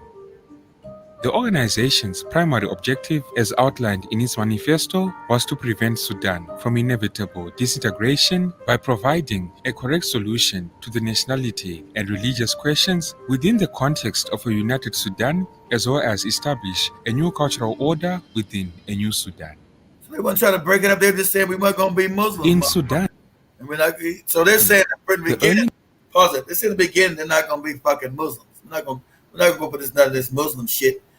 So we're not trying to break up the country, but we're letting you know, because he said most of them were not even Christians down there. They kept their own African traditions. He said we're either going to decide to be Christians, or some who want to be Christians, that's fine. Some want to keep the African traditions, it's fine too. But that's going to be the thing. We're not going to be no fucking Muslim. You're not going to indoctrinate with with that goofy shit. We're not going along with that shit at all. So they weren't trying to break up the country at first. They were just saying, hey, we're not going for this Islamic shit. Period. Some of us want to stay African traditional spiritual systems. Some of us decide to be Christian, but that's our choice, not yours. You're not going to impose this Arabic shit on us and chopping off our hands and all this old crazy shit. Nah, we're not going to do that. I agree with that. Go ahead, Joe. 1980s saw severe drought and famine, particularly in the western regions. The government's inadequate response to the crisis further fueled public anger and discontent within the country. By the mid-1980s, Sudan was experiencing widespread protests and civil unrest. Amidst the growing turmoil, Hafani Meri left Sudan for a state visit to the United States in early April 1985, and during his absence, on April 6, 1985, the military, led by Defense Minister Abdel Rahman Swar al-Dahab, staged a coup d'etat. This coup d'etat against Hafani Meri was largely bloodless and was supported by widespread popular approval. Following the coup, General Abdel Rahman Swar al-Dahab headed a transitional military government and promised to oversee a transition to civilian rule, as well as to address the issues that had led to widespread discontent and unrest during Hafani Meri's regime.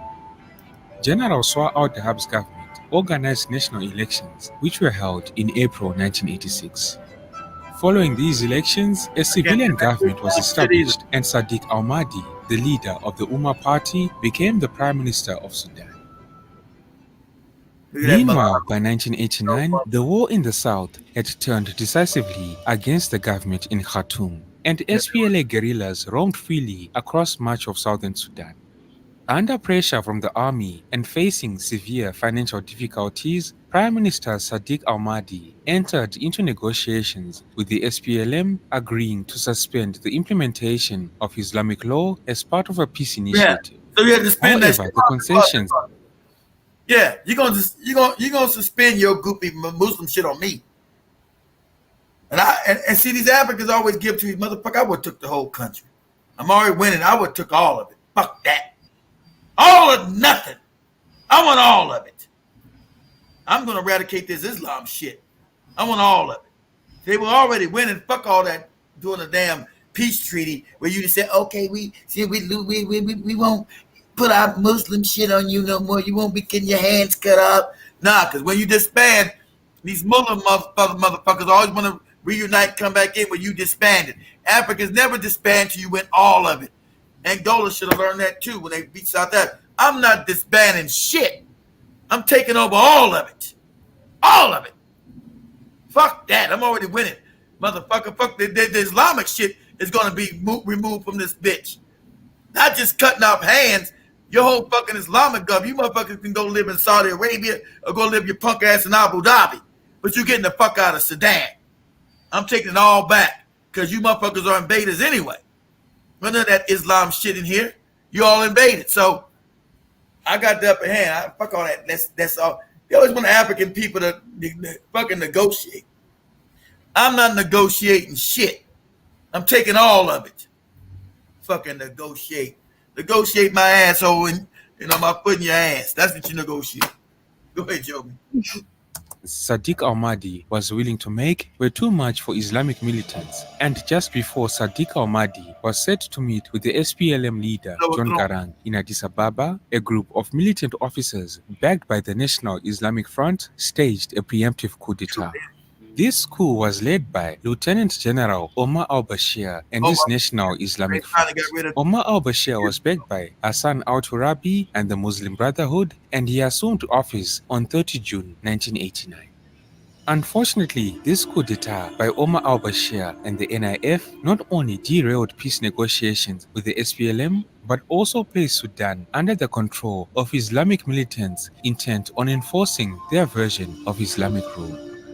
The Sudanese constitution was suspended, parliament was dissolved, political parties and trade unions were banned, and newspapers were shut down. By early 1991, the SPLA was on the brink of gaining control over most of the south. However, the collapse of the Derg regime in Ethiopia in May of that year deprived the SPLA of its bases, supply and support, leaving it vulnerable to a flanking attack through Ethiopia by the Sudanese army. The South's suffering was further compounded by the resurgence of internecine warfare among rival southern factions. In this regard, in August 1991, the new guerrilla commander Riek Machar attempted to wrest control of the SPLM-SPLA from Colonel John Garang, who had led the movement since 1983 in what was alleged to be a dictatorial manner. Machar became increasingly disillusioned with the leadership of John Garang. John Garang was a vocal opponent of the northern-based central government's policies and actions in the south. However, Garang's goal was not southern independence, but rather a united secular Sudan where the south, along with other marginalized areas, would have equal opportunities for development and prosperity. He wanted to just be part of the thing. I get that too, so I would probably off his ass too. I told you, he never wanted no fucking. Just listen. You can't. Listen, you goofy niggas, you cannot negotiate with these Islamic motherfuckers at all. You gotta destroy their ass. It's just that simple. They talk that fucking Amma Salama Lakem bullshit and that peace be along. That's all bullshit. Their whole history has never been practicing that, especially in Africa. It was always like they're doing what they were doing. Muhammad or die. Muhammad or die. Muhammad or die. But motherfucker, then I gotta die because you got to go. Did you see when they got control with Ahmad Bashir? We disbanding all the things with Islam is going to be the only law, Sharia law. You know that wicked ass Sharia shit? What does the women? That wicked ass Sharia law shit? That barbaric, backward ass, fucking archaic ass shit? That's the shit they doing in Afghanistan right now. Where women are allowed to go to school, women can't leave a home. Women can't walk around unless they got a man with them. All this crazy shit. This backward caveman shit. Motherfucker, I'm not agreeing to none of that. See, I would have overthrew his ass. I told you, he didn't want no revolution.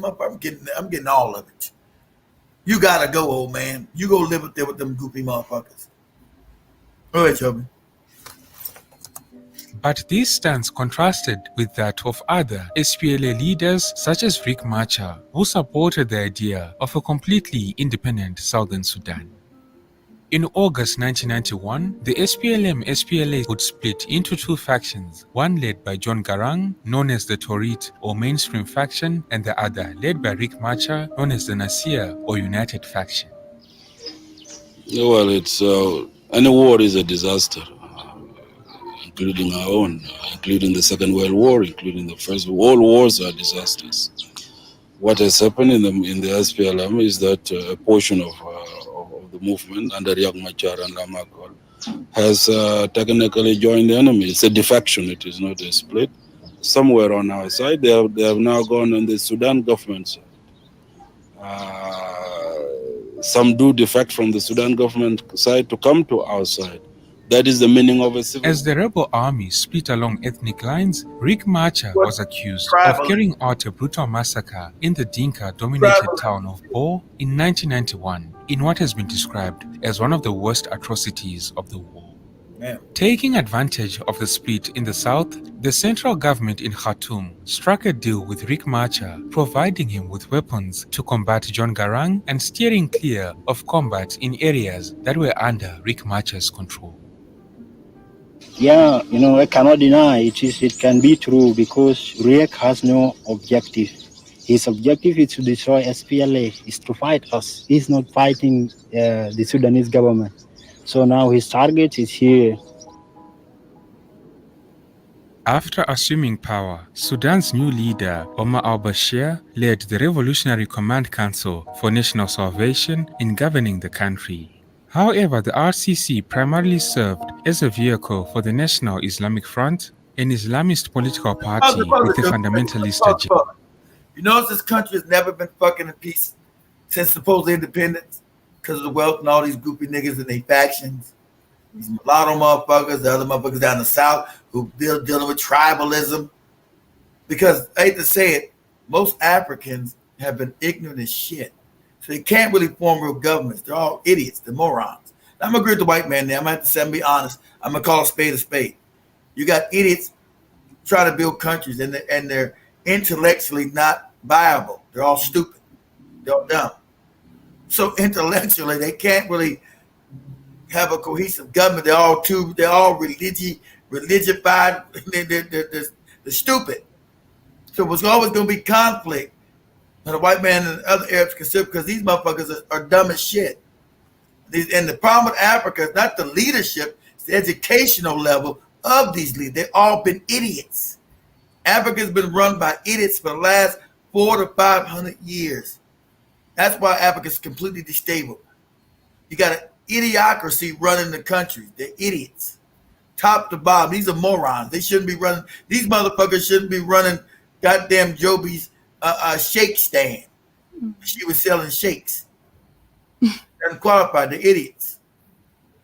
And so this is what you're having in Kenya right now. You have an educated youth class coming against the morons that have been put in power for 60, 70 years in Kenya. They're morons. They're idiots. This is what you have in Africa, where Africa's destabilized because you have grown-ass idiots running countries. These are morons here. They shouldn't be running, like I said, an ice cream stand. These are fucking idiots. I mean that literally. I mean functional idiots. When I say morons, moron might be too high. Their IQs are, I used to get mad when they say African IQs are fucked up. Their IQs are fucked up. These are like borderline retarded motherfuckers running countries. With all these goopy hats and their goopy, you see how they all got their goopy berets, the white man's clothes, and they all stupid. He got the goopy Arab shit on his head. But they're fucking idiots. They're dumb.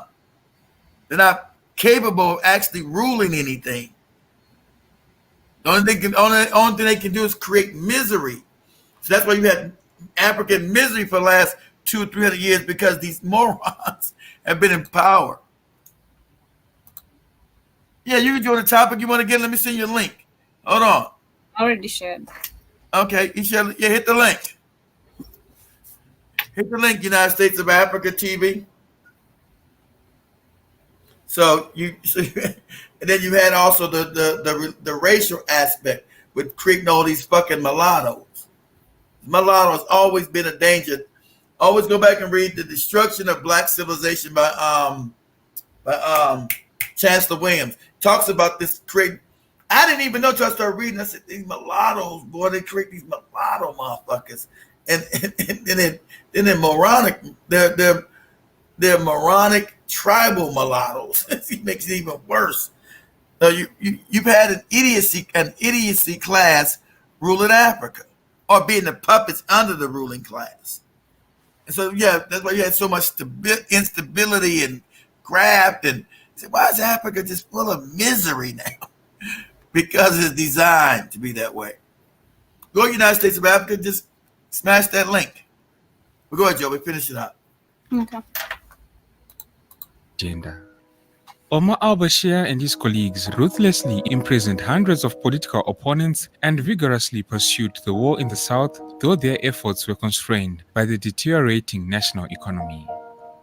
Unable to defeat the SPLA on the battlefield, the government armed and deployed an Arab militia against their traditional African rivals, mainly the Dinka. Additionally, they consistently ignored pleas for food aid and obstructed the efforts of Western humanitarian relief agencies who were trying to provide assistance. Caught between the two armies, plundered by Arab militias, and ravaged by persistent drought, countless Africans fled to northern towns and cities or sought refuge in Ethiopia. Meanwhile, the civil war continued unabated.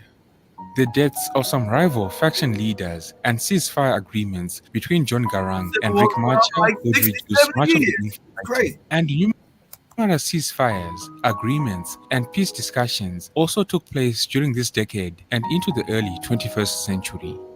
Although these efforts did not yield immediate success, some of the later agreements laid the groundwork for the eventual peace solution in 2005.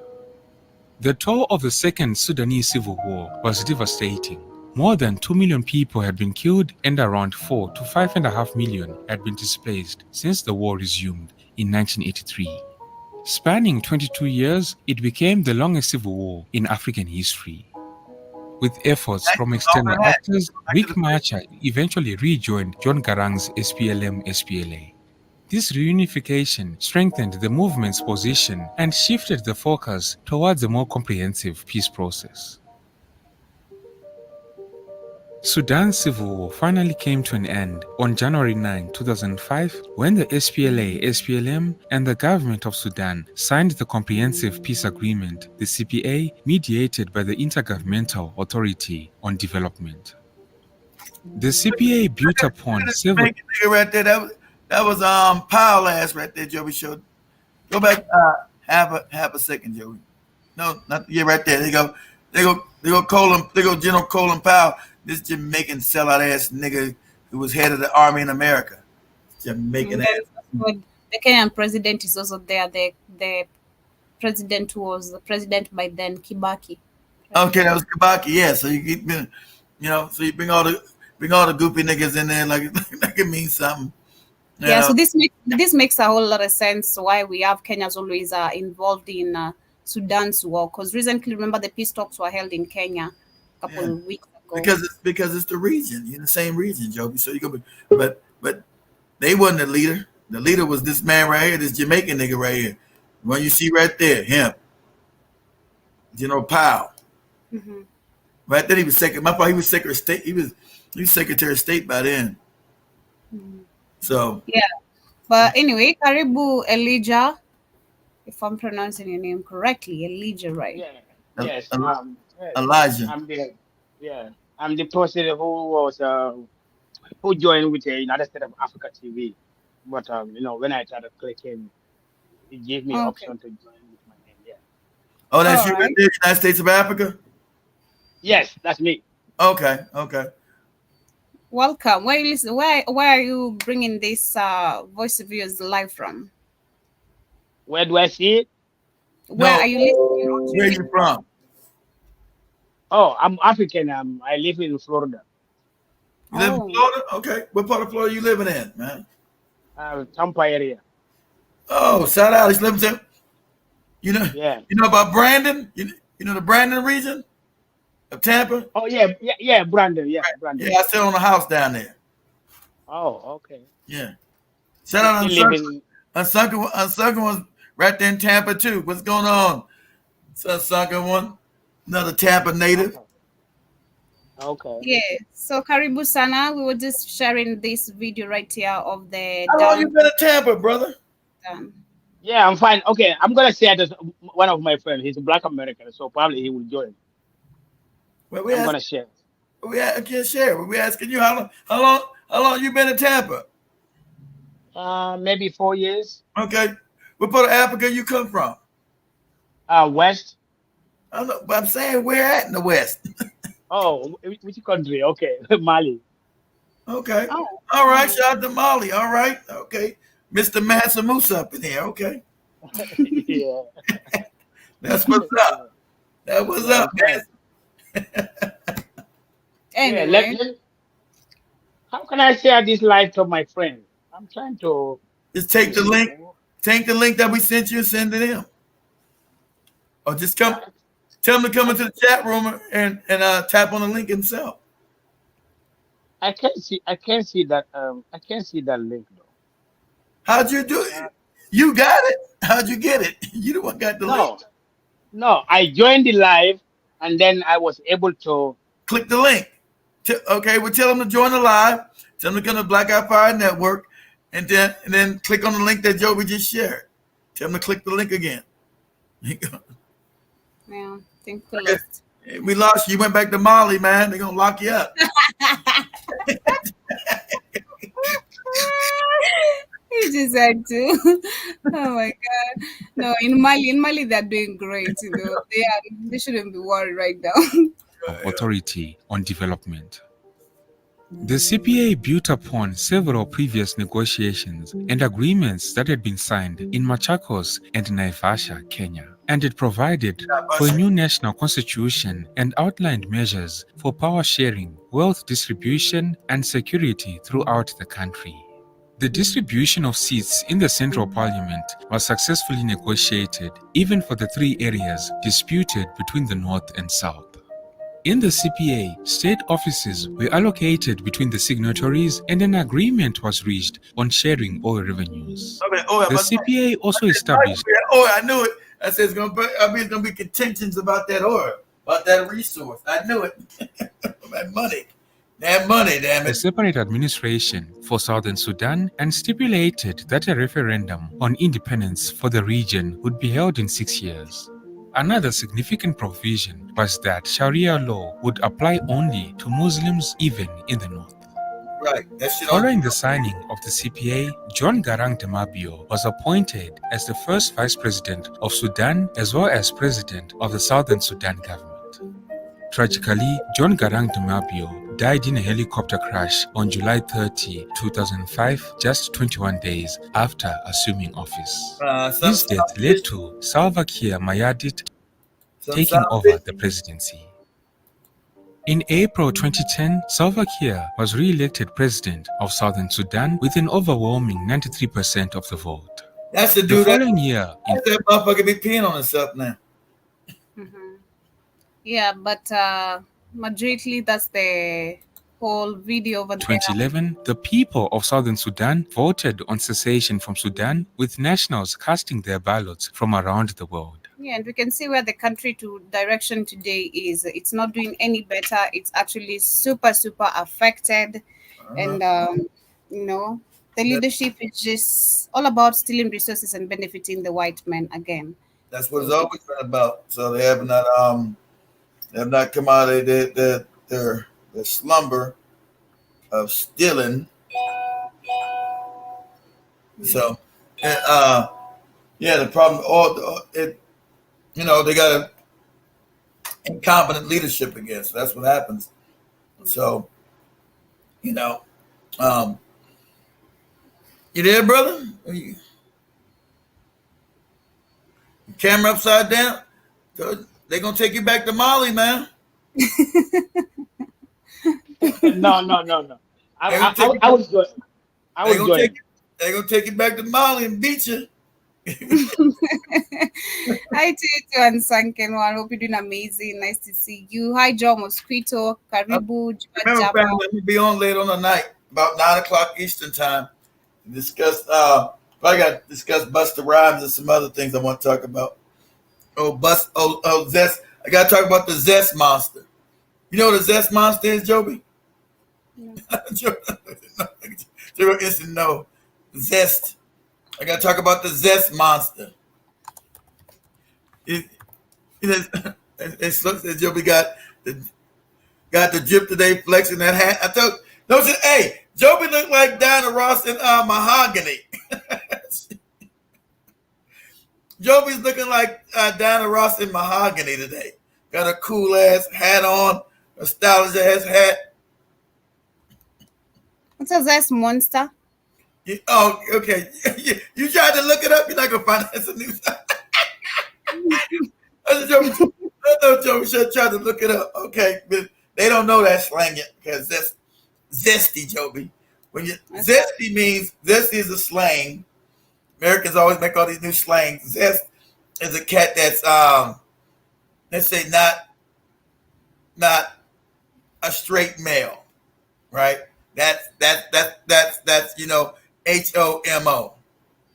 Mm-hmm. Okay. Yeah, I get it. Yeah. So he's zesty. So I get you like what? So to call him a super zest, he's super.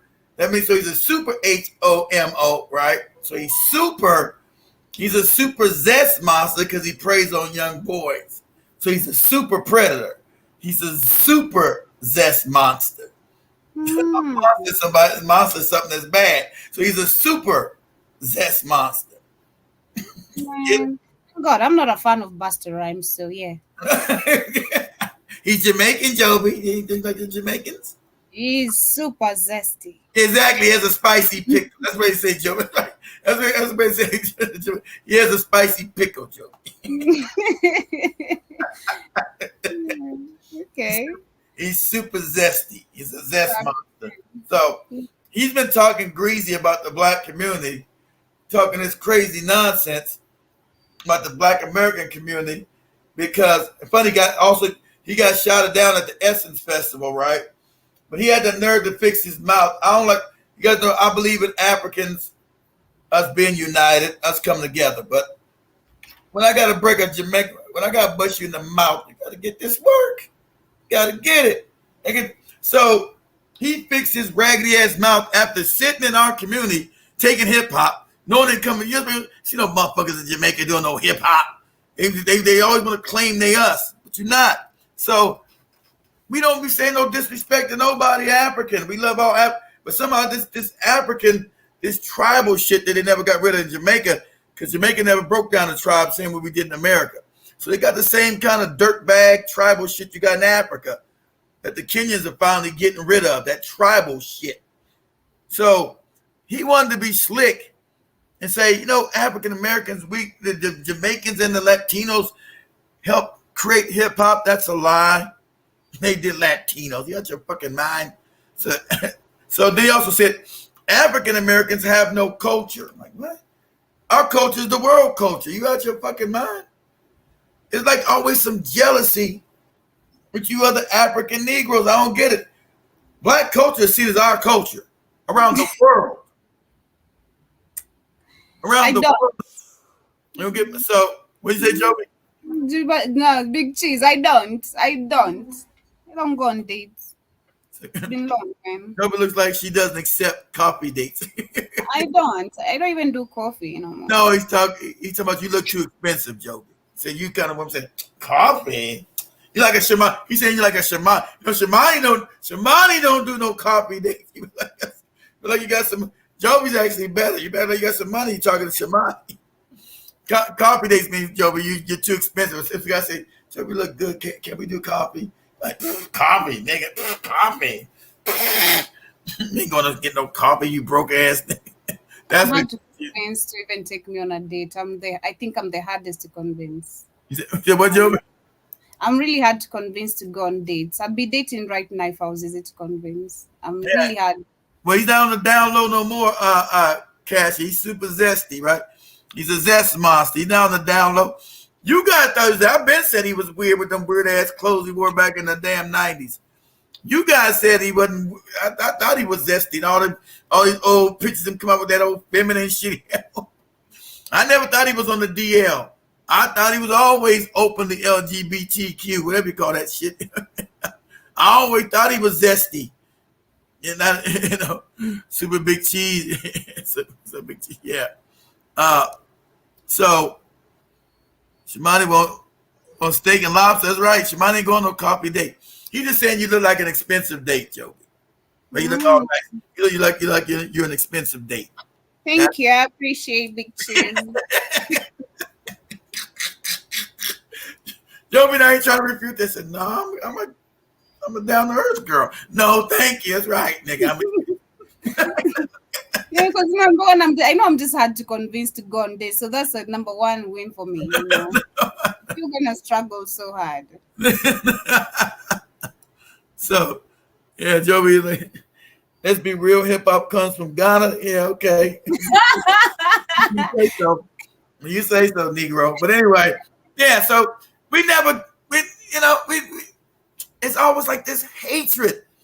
African American, we don't be hating nobody. We don't hate you. We want to love everybody, right? And we know that African comes with that tribal shit, but those are usually the coons. Only the coons get the visas and the passport to come. They not come over here. They got to fight the white man. So, Ruth Chris of Morton's Steakhouse, Joe for Joby. Joby don't know none of them damn brands, them damn restaurants. You got to look all that shit up. Anyway, all them expensive ass brands you talking about, Big Chief. Anyway, well, we know Joby likes to eat nice because Joby. This is Joby's story. She can't come out with Joby said how she with that old man. He treated me so good with the nice restaurant, ate all the good food. It was such a lovely time. So Joby was honest with that shit. Joby was honest with that shit there. That was hilarious. Joby was honest. And then Joby pulled the fake. Remember? Joby slick. Joby pulled the pump fake. She's in the car calling her friend. Call me, say I got a mercy at home. No, I told my stepmom to call me. Oh, it's a stepmother call. Okay, called me, tell me I'm coming home. I'm supposed to come home. So she called me like, yo, your dad is asking for you. I'm like, oh shit, you gotta take me home. Yeah. So Joby pulled the old, God released the man, eat at a nice fancy restaurant. Then when you trying to go do business with you, said, call me, say, hey, I gotta come on, it's an emergency. Oh, yeah. Hey, nigga, I gotta go home. It's an emergency. Yeah. You got to Joby, I'll pick you up later. I gotta go home, nigga. Now. Yeah. What you mean? Let's go somewhere. Have shower. What? I know what you mean. Let's go swear have shower. Let's go have a shower, relax, and just catch up. I'm like, nah, bro, you already bought me a phone. You just took me on an expensive date. You've been buying me shit, so I know what time it is. No way. Let's go home, take shower. Yeah, you getting none. I was like, nah, bro. You can't. I can't. Try to put a moves on JoJo. It's too smooth. Hey. Except call me and say it's an emergency. But you was dumb, man. How you get a lady a phone just within a day you met her? Hey, because I got a phone within a day. I'm like, I don't have a phone. Because he wanted coochie, Joby. What you mean? Coocie's a powerful drug. Don't give it to them. That's the rule. Yeah, you keep them thirsty. I think a woman, girl's chicken a week ago. Was that the chick? You just hear a chick a week ago, and now she won't answer my calls. I'm out untouched with dating. Now, come on. Was that the? Hold on, Big Chief. That was the girl you came to the show with last week, right? That was that chick. You said you was in a chicken joint. You didn't say it was Harold's Chicken. Harold's Chicken's a nice place. But you used to be in LA. It's a regular chicken joint. Joby likes chicken, so you can take Joby to chicken joint. She won't go crazy, get mad. So that was that chick you called in with, right? You took her to the chicken joint. So now she got upset. The motherfucking cheap ass nigga taking me out for chicken. Yeah, that was her. Cheap ass nigga taking me out for chicken. Fuck you think I am? Ain't no coochie but chicken. What? Motherfucker, I can cook chicken at home. Damn, Big Cheese. Now, hey, at least you know she ain't no good, don't. Economy's too hard to be dealing with these brides talking about getting a bunch of money. I'm taking you out to eat some chicken. It ain't good enough. That's right. No, shit. She's talking shit about you too, Big Cheese. This nigga here went out there, got all pretty, but got to take me some damn chicken and waffle joint. What's wrong with that? We can't go get cheesecake and chicken and waffles no more? No. God damn. You back again? Why you got Elijah, man, what's wrong with your internet, man? What's wrong with the internet in Tampa? What's going on with you, brother? You But keep. anyway, as we wind up, family, it's 10:30. As we get closer Okay, to we already going. passed the time. But I mean, I'll be on the night, so y'all can't tell me. Y'all know I've been on every weekend now. So I'll be back because I gotta leave out Saturday. So I'll be on the night at 9 p.m. We're gonna go in on Busta Rhyme and some other people. Busta Rhyme talking about we ain't got no culture and it's listen, you zesty Negro. And also we gotta talk about R. Kelly getting his ass whipped in these damn prisons. Y'all heard that? Just like Big Cheese has said, R. Kelly's now being beat up by the Latin kings, and he's been extorted. They're beating R. Kelly's ass in these prisons. I mean, I told you we outnumbered now. They brought too many. Say it again, brother. Yeah, you there? Go ahead. Okay. You there, brother? What is you guys' topic today? The topic was just about this app about Sudan, but your internet is so bad, brother. What you sound like you in a bathtub? sound like you in a bathtub? Say it again. I say I know. So see, we can't. Wow, you're in this. You sure We you're can't America? hear you. You Your sure voice, you're your America, voice brother? is your voice is down right now. We can't hear you clearly. Yeah, we can hear you. okay, let me fix my mic. Huh? What about your mic? I said let me fix it. All right, go try to fix it. You gotta get out the tub, brother. You know, you gotta start coming on shows butt naked. God damn. Gotta stop trying to be Joby's boyfriend. Talking about, can we go home and shower? Kind of crazy ass thing. That was not even my boyfriend. That was just someone I I was mean, the dating. past 2 weeks, that's what I said. That's right. The past 2 weeks, that's when I said I was back. So the past 2 weeks, that's right. And I'm gonna be on the night. I told you I'm back. I told you 2 weeks ago I'm back, and I've been back. That's right. So I'll be back on the night. he's calling. He's calling from a coal mine. Some shit. I don't know what's going on with the brother. Family, wrap it up there. We gotta get up early. We'll get a head dead. Yeah, I gotta get my hair done. My Hey, nails done. is that number one the guy gonna be to do your nails? You get your nails done too? Yeah, I have to go get my nails done. I have to get Mama Fua to come do my laundry. I We have a gotta talk bunch of... about that mama for you. But don't you get your nails done at the same place? Yeah. Yeah, I asked that what Wanda do if he's there. If he's still working there. Probably not. I don't know. You ain't I say think he is there. He is there, but I requested someone else come do my nails, not him. all right, why? He wasn't good enough? No, I just want the last person who did my nails did it good, so Really good? Was it a girl or a woman? a woman. Okay. Yeah, believe keep coming tonight. Put a one in the chat. I am coming tonight. So I've been. What are you talking about? Even Jim Mosquito told you I've been. You talking about? Even big. I've been good for 2 weeks. Big Cheese. I don't know what y'all talking about. I will be back. I'm back now, y'all. I'm back. Nothing happened to the maid and Sankinon. She's okay. She cool. Yeah. What happened to the maid? We see what happened to the maid? Okay, was what? Was it XL? VL? What's that? Nah, he getting his ass beat. They beating his ass up in the prison. They fucking him up. They extorting him for money, and they really hurt. They doing damage. They say doing real damage to his ass. They hurting him. I'll be back on tonight. I've been good. Last 2, I'll be on. I'm back, y'all. I'm back. I'm like Joby's hairdresser, making a point. Right. Making a point. Yeah, make an appointment. So much love, family. See you guys on Monday. Have a good weekend. Thank you so much for keeping it the top of fire. I will be back. I'm gonna go take me a shower, and I'm gonna say I got to take me a shower. I won't be here with no one. That sounds like so like let's go take a shower. That sounds crazy. That sounds like a psychopath.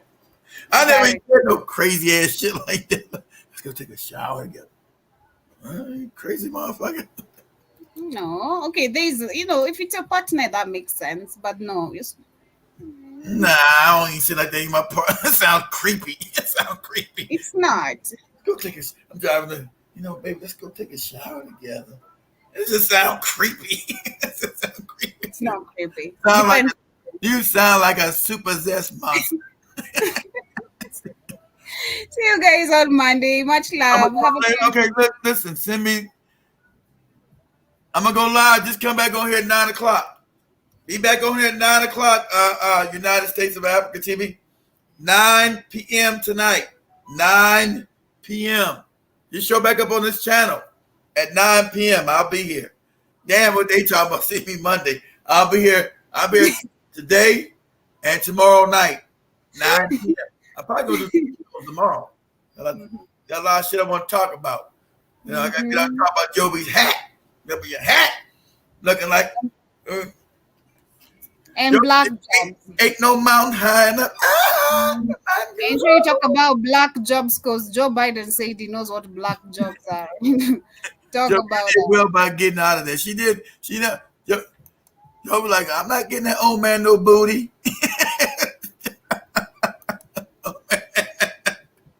No. Yeah, we said black Americans had no culture. Out of his mind. Yeah, Joe said I'm not getting that old man no booty. I'll eat his food. And I ate it. I had the money. I had the money and I left. Okay, much love, family. Good day. That what you did to Zoe, stupid ass. we didn't see Zoe in over 2 years. Shit.